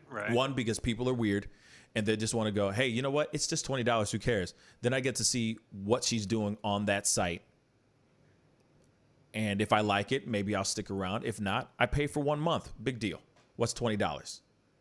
You see what I'm saying? Right. So there's going to be a lot of people doing that just out of curiosity, and then she won't make that same amount again. You know what I mean? What were you going to say, Jack? So I mean, I think a lot of people are there going, hoping to find her in like X-rated photos, right? Mm-hmm. But it says that she's still figuring out what she wants to share. So far, her page features suggestive imagery, numerous bikini photos, her eating a hot dog, but there's nothing explicitly graphic so far hilarious. on her page, supposedly. That's hilarious. And she's been asking her fans what type of content that she would like to see, like tongue teasing, lingerie, booty, showering, twerking were among the answers. And so obviously those are things that she may go down, but she says she wants to use her page where she can really just be more personal with her fans. Of course. Send them good night and good morning personal messages. And she also plans to offer classes on writing and final draft, baking, and songwriting. You know what she did? You know what she did? It's called the bait and switch. Yeah, I was going to say she lied. She did what every celebrity does. They lie. So she puts out this video going, yes, I started an OnlyFans, guys. Watch my stuff. And then all of a sudden she's like, well, I'm going to teach you guys how to bake. Here's my thickest sweaters that I can wear. Yes, here's everything. Here's me in a flannel and baggy jeans. And that's it. Just photos of that. That's stupid. So she scammed everybody. Yeah, she goes. She scammed everybody. Right now, she goes, it's a feature we are researching as I'm leaving it currently, because she's, has this Sean Baker, director, right. That's done the Florida Project and Tangerine, and they're working on a new movie associated with the OnlyFans. And she's like, what are the ins and outs? What does a platform like this do to its users? What's the connective material between your life and your life inside the world of OnlyFans? How can it change your life for the worse and for the better? How far are you willing to go, and how far do you want to go?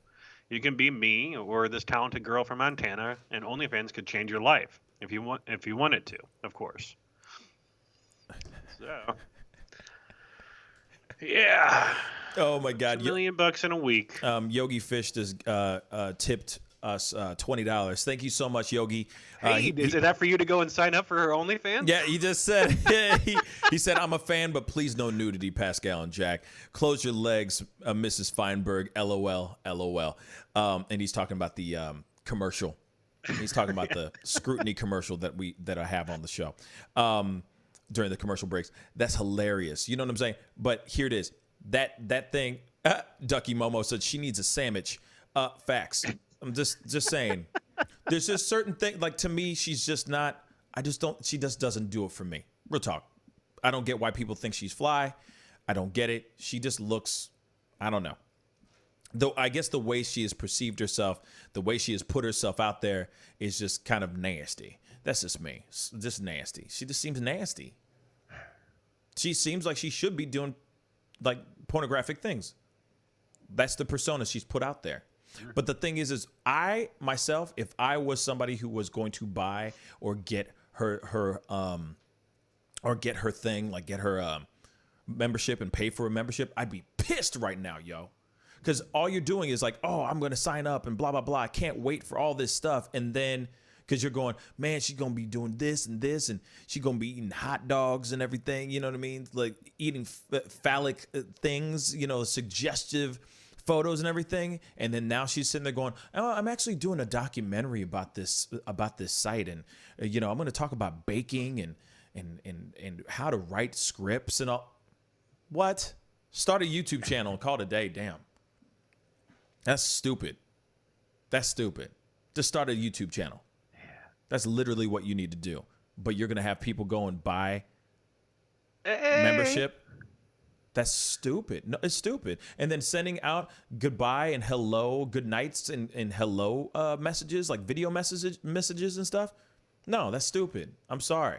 It's like the same thing with Cardi B. Cardi B was one of the first people to start, one of the first celebrities to get onto this site. And she is literally going, oh, yeah. I'm not doing anything scantily clad. This is just another way for me to get in contact with my fans. Bruh, isn't that what your IG is all about? Isn't that what your TikTok is all about? Isn't that what your other social media is all about? No, you're just trying to secure the bag with the quickness, and that's ridiculous. Right. You want to make some money for making a video, go sign up for Cameo, right? Mm-hmm. Real talk. Man. Real talk. That's some crazy stuff. Thank you, Jalen, for the $9.99. Oh, we got another. We got some more love. Yeah. Thank you so much, Jalen. Thank you. Really appreciate it. Thank you so much for the love. And she has like a squirrel holding a heart, like hugging a heart, squeezing it and stuff. Aw, Jalen, thank you so much. I really appreciate it. Really, really appreciate it. We work hard out here in these streets. And she says she's back. Congratulations on your surgery. I'm happy that it went very well. She had, I guess she got a kidney removed. Jack, just so you know. That's got to be scary going to the hospital with all the stuff that's going on and having a big surgery. Yeah. I saw the other day that her daughter, I think, was on in her place. So yeah, glad to hear everything went smoothly. Yeah, man. LB, what's up, man? Good evening or good morning, man. Good morning, man. Thank you so much for tuning in, LB. But yeah, I'm really happy, Jalen. Thank you for coming in and saying that you're back. I'm glad that you're back. Happy to hear that you are okay. You know, and Ducky Momo asked something. That's a very good question. How much is Cardi B making? I'd like to know that too. I don't know. Is she on OnlyFans? She really did start an OnlyFans account. Yes. Huh. Yes, she most definitely did. So I'm interested to see how much she is making. But there's a lot of people that have decided, like, once Ish hit the fan during this Rona, a lot of people were looking to OnlyFans as a possibility. A lot of hip hop artists, a lot of musicians, but they were wanting to use it in a different avenue instead of it being like, hey, you know, pay $5 a month and you get to see a bunch of nudes. They're like, no, you're going to get $5 a month and you're going to learn how I produce tracks. You're going to learn how to rhyme. You're going to learn how to songwrite. You're going to learn whatever it is that they do, you know what I mean, for a living. That's what they were going to do. And I thought it was a very smart idea. But the only problem I got is you don't go and do a Bella Thorne where you give off the vibe like you're going to be scantily clad and you're about to be all buck naked when you're not. That's not cool. That whole trailer that she put together is extremely deceiving. Extremely deceiving. So, James. So Cardi B did $4.99 a month for her thing. OnlyFans has reported that 3.5 million new signups happened in March, a 75% increase from previous months to the whole site in general. But man, that's insane. That's crazy. People making bank out there. Word. Lunar Lad said, how many celebrities do you think are on OnlyFans? You know, that's a very good question, bruh. I'm going to tell you this. I think there's a lot that have started. Maybe they don't tell everybody or made a huge fuss about it. But I think that there are a few, like maybe some D-list actors, some reality stars. You know what I mean? Nothing crazy like Cardi B. Black China. Black China's on there? She's on there for $50 a month. Oh! There's a list on here. $50 a month? I'm sorry, you are not that fine for $50. You got to be the finest, like $50 a month? You better be putting on full-on movies, like full production movies. This better be better than Pornhub. You see what I'm saying? And that is just free. That's insane. That's insane. $50 a month? That's stupid. Who else? That is perfect. Black China is that type of person that would charge $50 a month because she thinks she that fly. She is not that fly. $50? She also on How there about charges one reel? $950 for a FaceTime call with her. Oh yeah. FaceTime call with her. Get out of here. Let's see. We got Dorinda Medley and Sonia Morgan. I don't know who those people are. Oh, the Real Housewives of New York. Oh, okay. But see what I'm saying? But that's the thing. They're using it in a way, and it's a smart thing. It's smart, but a lot of guys would be hoping, or, you know, girls, depending on, you know, a lot of people would be going after that, hoping to see some nudes. You know what I'm saying? They're hoping to see They're hoping to see a little something. They're not hoping to just, oh, wow, I get to see her face. No. No, they want to see buck naked thing. They want to see everything. Every nook and cranny. You know what I'm saying? They're not coming on to be like, nah, I'm sorry. Sway Lee? I don't know who that is. Sway Lee, yeah. He's an artist. Tana Mongo? Tana Mojo or Mongjo or whatever her name is. She's a YouTuber, and she's just known for being her. So I'm not surprised that she would be on something like that. But apparently she does a lot of like suggestive images as well. So I mean, but that's the thing. You're buying into that to get those photos. You see what I'm saying? She didn't say, hey, join this. Look at me. I'm going to be all naked and look how I'm going to be all sexy for you. And then 5 seconds later says, I'm going to teach you how to write a script. Come on. $20 a month, guys. Nah. Give me like David Mamet. Give me Spielberg. Give me George Lucas. I would pay $20 easily, gladly, to get a masterclass with a screenwriter or a filmmaker that's telling me how to make a movie from start to finish or how to write a proper script. But I'm not about to learn from no Bella Thorne how to write a script. Pfft, get out of here. Get out of here. No, that's trash. What has she done that's so dope? Nothing. Professional simpery. Tanya Vane, genius. Thank you. Professional simpery. You are a professional simp. For sure. Like, if you're doing that, you're simping hard. You know what a simp is, right, Jack? Yes. Okay, good. I'm just making sure, because we had this conversation a while back. But that is simping at its best, you know? Oh, that's what's up, Ducky Momo. Sway Lee grew up down the street from me. That's dope. That's what's up. That's what's up. But anyway, that is very, very interesting. Real quick, I got to throw this story in here. I did talk about it yesterday, but I found it very, very interesting. There was a 20-year-old woman that was found alive in a funeral. And I did talk about it last night on the show, but I think, it was near the end of the show. So I'm just going to reiterate it again because I thought it was freaking hella funny. Not funny, but just freaky. Outrageous. It was freaky, man. It's like literally, it's like Night of the Living Dead. It's like The Walking Dead. Any zombie movie you can think of. This was actually a thing. So funeral home staff were about to embalm a living woman. She was 20 years old. Shoot, there's so many pop-ups, man. This drives me nuts.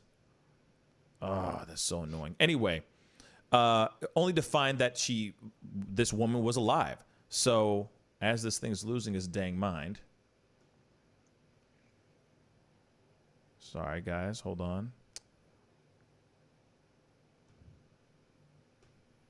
Yeah, they said that she tried to revive her for 30 minutes. Sorry, this thing's popping up. Yeah, so this woman, Tamisha, she's a special needs girl, woman, 20 years old. She was found alive at a funeral home. They were about to embalm her, and the mortuary staff saw her eyes that her eyes were open, and the woman, of course, her name is Tamisha Beauchamp.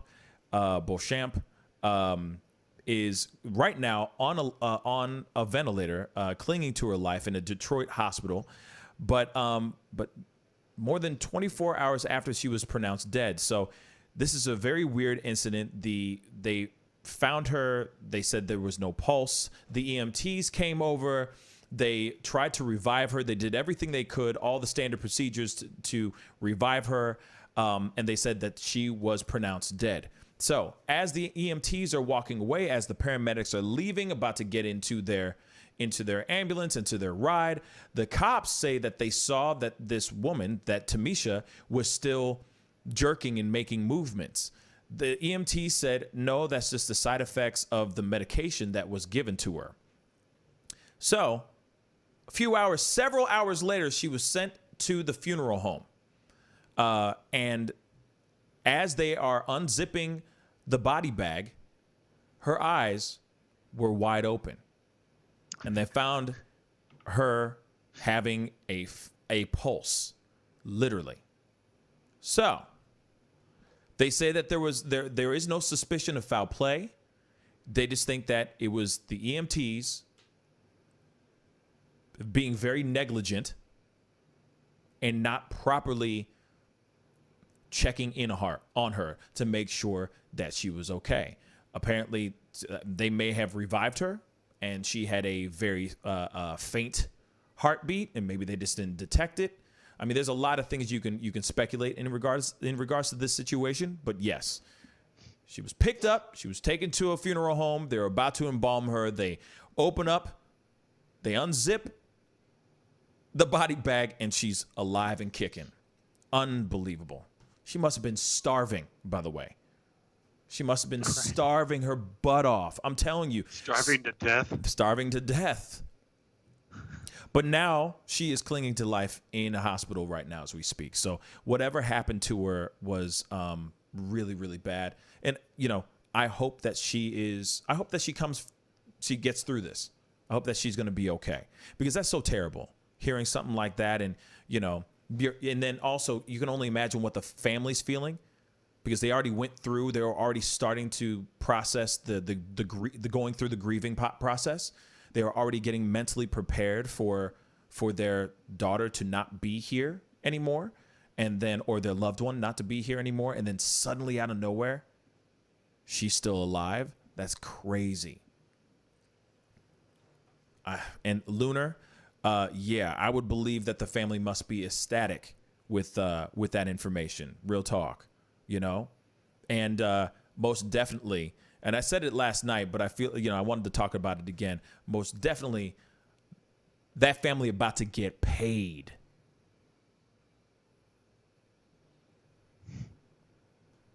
Hell yeah, that family about to By get the city paid. Or what? They can sue. They can sue the hospital. Yeah. I mean, that's the first place. Yeah. Sue the damn hospital. Real talk. That pronounced her dead? Yeah. That was a false reading. I mean, if her that's negligence. That's negligence. I mean, if her heart stops. Your heart stops, right? Your heart stops. They don't verify it correctly. They do everything that they can to revive her. But apparently they did revive her.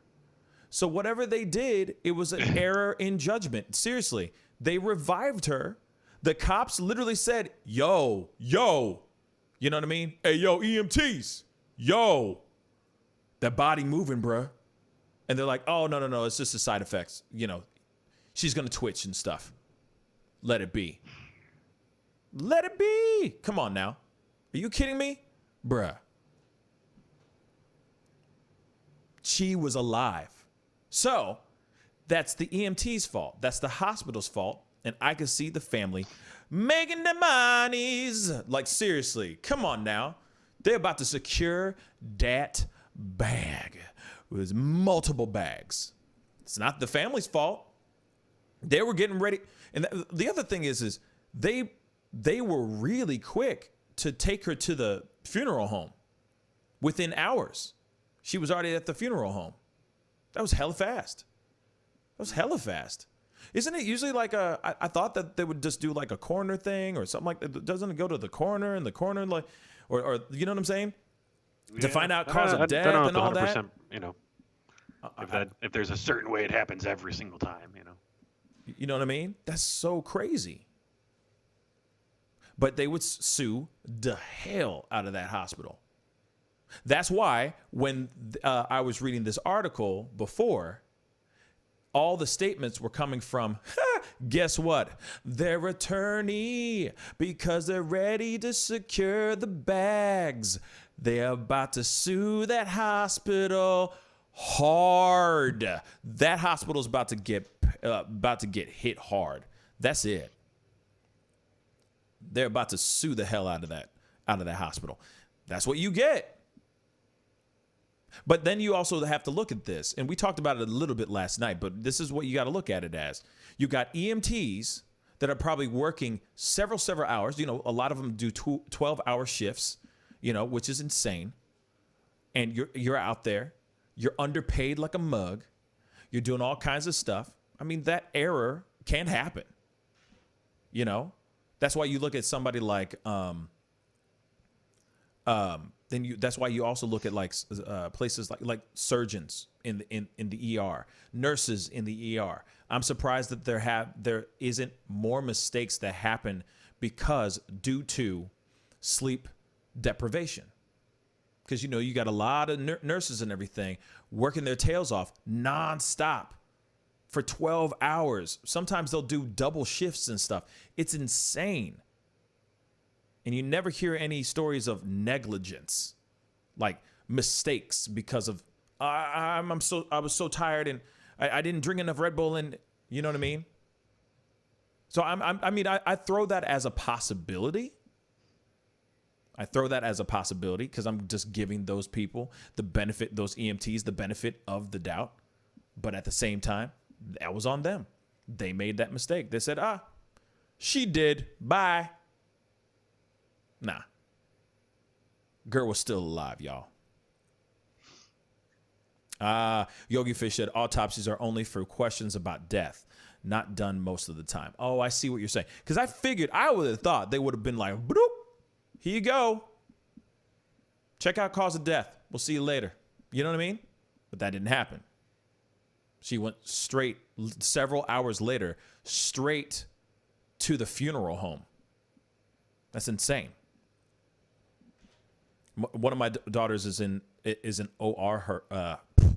One of my daughters is an OR nurse. She works 12 to 16-hour shifts. Yes, see what I'm saying? And that's insane. How does somebody, you're on your feet, you're helping people, you're saving people's lives every single day. I'm going to be real. I commend all the people that are part of the medical field that have to do that kind of stuff. You know, there's surgeons out there that are ER surgeons that have shifts like that where they work 12, 16 hours. Sometimes they're up for 2 days straight, but they're operating and they're doing heavy and life-threatening procedures on people all day, every day. You know, you got GSWs that are coming in, like gunshot wounds that are coming in and all that stuff in an ER. And you got a guy who's sitting there and is like, oh, the bullet's only such and such away from his heart. And if I nick this artery, it's over. These are surgeons that have to stay up all night, stay up all day, be alert like this. That's insane. That's insane.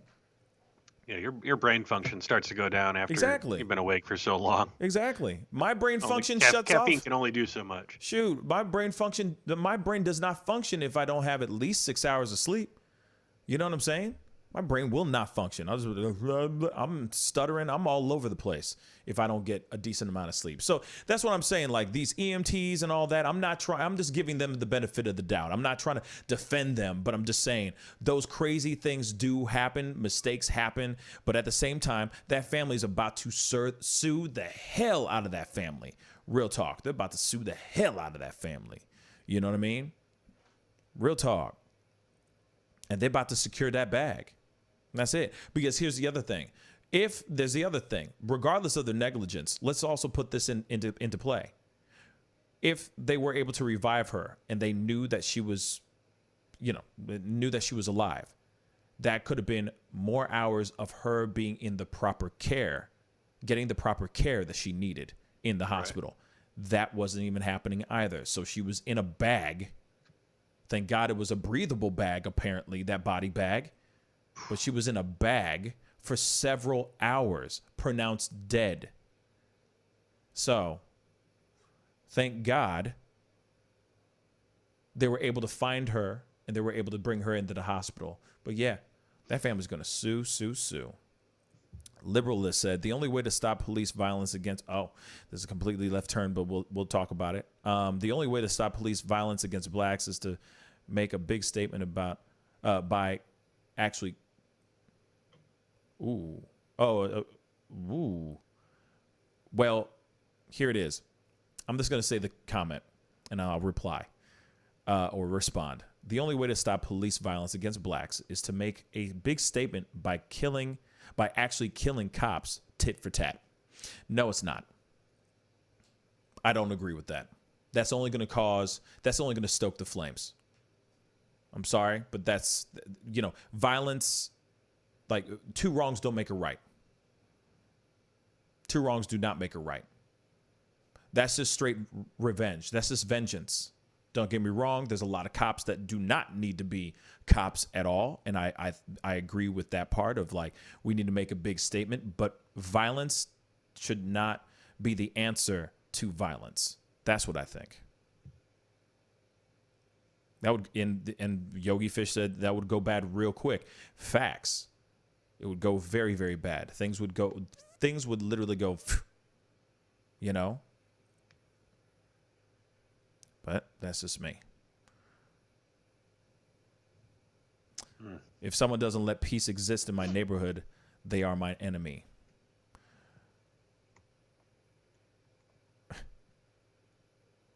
Lunar Lad said, "Do you think it would be a scary thought if they knew she was alive?" That's the other thing I was thinking in my head. Real talk. Lunar Lad, definitely comment down below and let me know where you're commenting from for sure. And also Liberalist D, definitely comment down below where you're commenting from as well. Your new faces on this feed. But let me just say this. For a second there, I was wondering if they were trying to, maybe they were tired of taking care of her because she is a special needs person. So I thought maybe a part of me was like, maybe they really just wanted to get rid of her because of the responsibility, and maybe it's too much responsibility. I don't know. But that was one thing I thought in my head. But if the EMTs were there, and those are two brand new people that just walk in and go, yes, she is dead, that's one thing. If it was just a family who said, hey, she's not alive anymore, she's not breathing, that says something different. But the EMTs were confirming her as dead as well. Oh, New York City, Brooklyn. What's up, man? That's what's up, Lunar. That's what's up. That's what's up. Yeah. She was also special needs, which is terrible. Which is also terrible.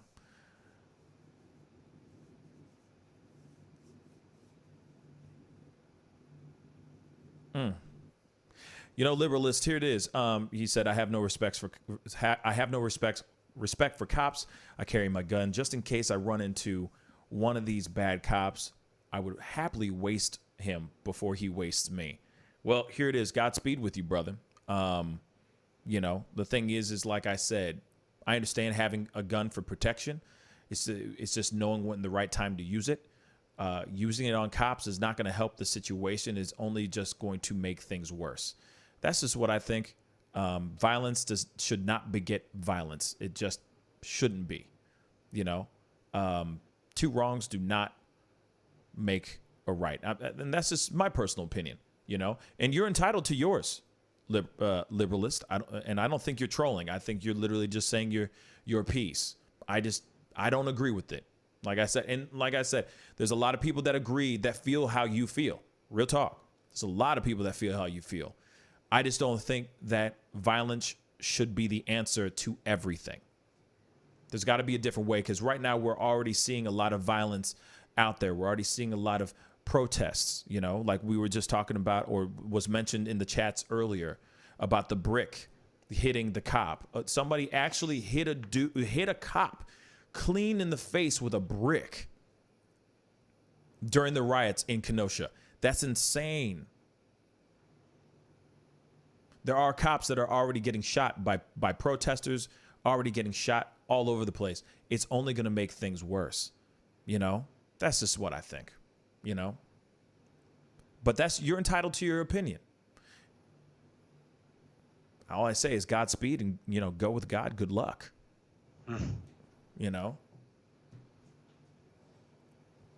And if you live to tell the story, I'd love to hear your story about surviving it. You know what I mean? I'm sorry. That you know what I'm saying? Imagine you pulling out a gun, pointing it at cops.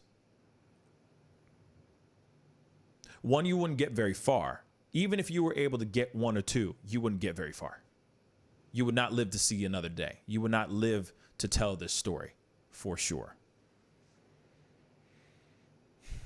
But anyway, I digress. That wraps up our show, guys. I really appreciate everybody for coming in. I appreciate all the new faces, all the new people that have been a part of the conversation. I really, really appreciate it. Yeah, like I say, we got to come at things with peace. We're at this place now where violence is not going to be the answer. Definitely not. It's just definitely not. I do not condone and I do not recommend any type of violence upon any person unless that violence is being put upon you and you're just there and you're just trying to protect yourself. I understand that piece. But violence should not beget violence, guys. Anyway, we got to get going. I will be on a little bit later on tonight at 7 p.m. Central Standard Time. So be sure to be on and chat it up with me, okay? And Yogi Fish, thank you, man. He said, great show. You guys are growing, Pascal. Yeah, you know, things are going great. Things are going good, you know? And it's nice to have different opinions on this show as well. Different comments, different opinions, different voices, you know what I'm saying? So I appreciate all the new faces. I appreciate all the new comments and everything. And, you know, everybody. Jalen, welcome back. Thank you for coming in and letting us know that you're back and healthy. It's always great news to hear that. Liberalist, nice to meet you, man. You know what I'm saying? You know, shoot. Appreciate you. Appreciate your comments. We had another new face. Lunar Lad, what up? Thank you for commenting from Brooklyn. What were you going to say, Jack? I said a lot of people, watch and they see maybe the people that join us throughout the day and they see that maybe these streams have, we get 20 to 30 people there watching at a time, right? Right. And then maybe some of the streams end up with a couple hundred views. Some end up going more. Yeah. But like, just so people know, our channel in the past 28 days has had over 200,000 views on it. Woo! So, which is really cool. It's 12, almost 13,000 hours of watch time. That's amazing. So we've entertained some people for a little bit. Yeah. Which is really cool. It's a beautiful thing. You know, we're working hard out here in these streets, y'all. We're working hard out here in these streets. We love you guys. We appreciate you guys. You know, without you guys, this would not be happening. This would not be possible. So I appreciate y'all. I will be having a pop-up video a little bit later on. Depends on if Tanu Vane is sending me something good. I'm totally kidding. But I am always looking for Tanu Vane's articles and stuff because he does send me some really good stuff, some heavy-hitting stuff. But anyway, I will be on a little bit later on. Today, yes, we are at 8,650, 60, something like that. I don't remember exactly. Hold on. Now you got me looking. Now you got me looking, y'all, to just let y'all know. And that's good news. Let's see, 8,659 subscribers on the back end right now. We're almost there. We're almost there. I'm looking forward to crushing through 9,000. So I'm really excited about that. Real talk. But like I said, couldn't be possible without you guys and without your help and without you commenting and showing the love and everything. You know what I'm saying? So anyway, for everybody who's watching, thank you so much. Tanu Vane said I'll be scouring the news in 2 or 3 hours when I finish up with other things. Thank you, man. I appreciate it. Thank you. Thank you. But anyway, we got to get going. And like I always say, be good to yourselves. Be good to one another. And I will see you guys at 7 p.m. Central Standard Time. Love you guys. And as much as you can, spread some love, spread some peace. Do something positive today, guys. All right?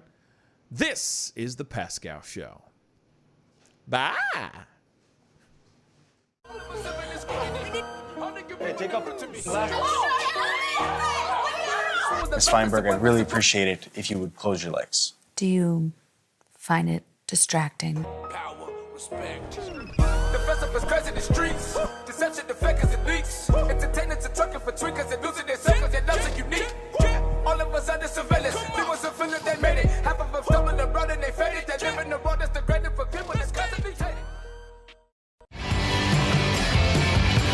see how he makes these S's in his body right here? That's where he's hanging on, and then he's moving forward with the locomotion of his ribs. That is classic Missouri rat snake right there.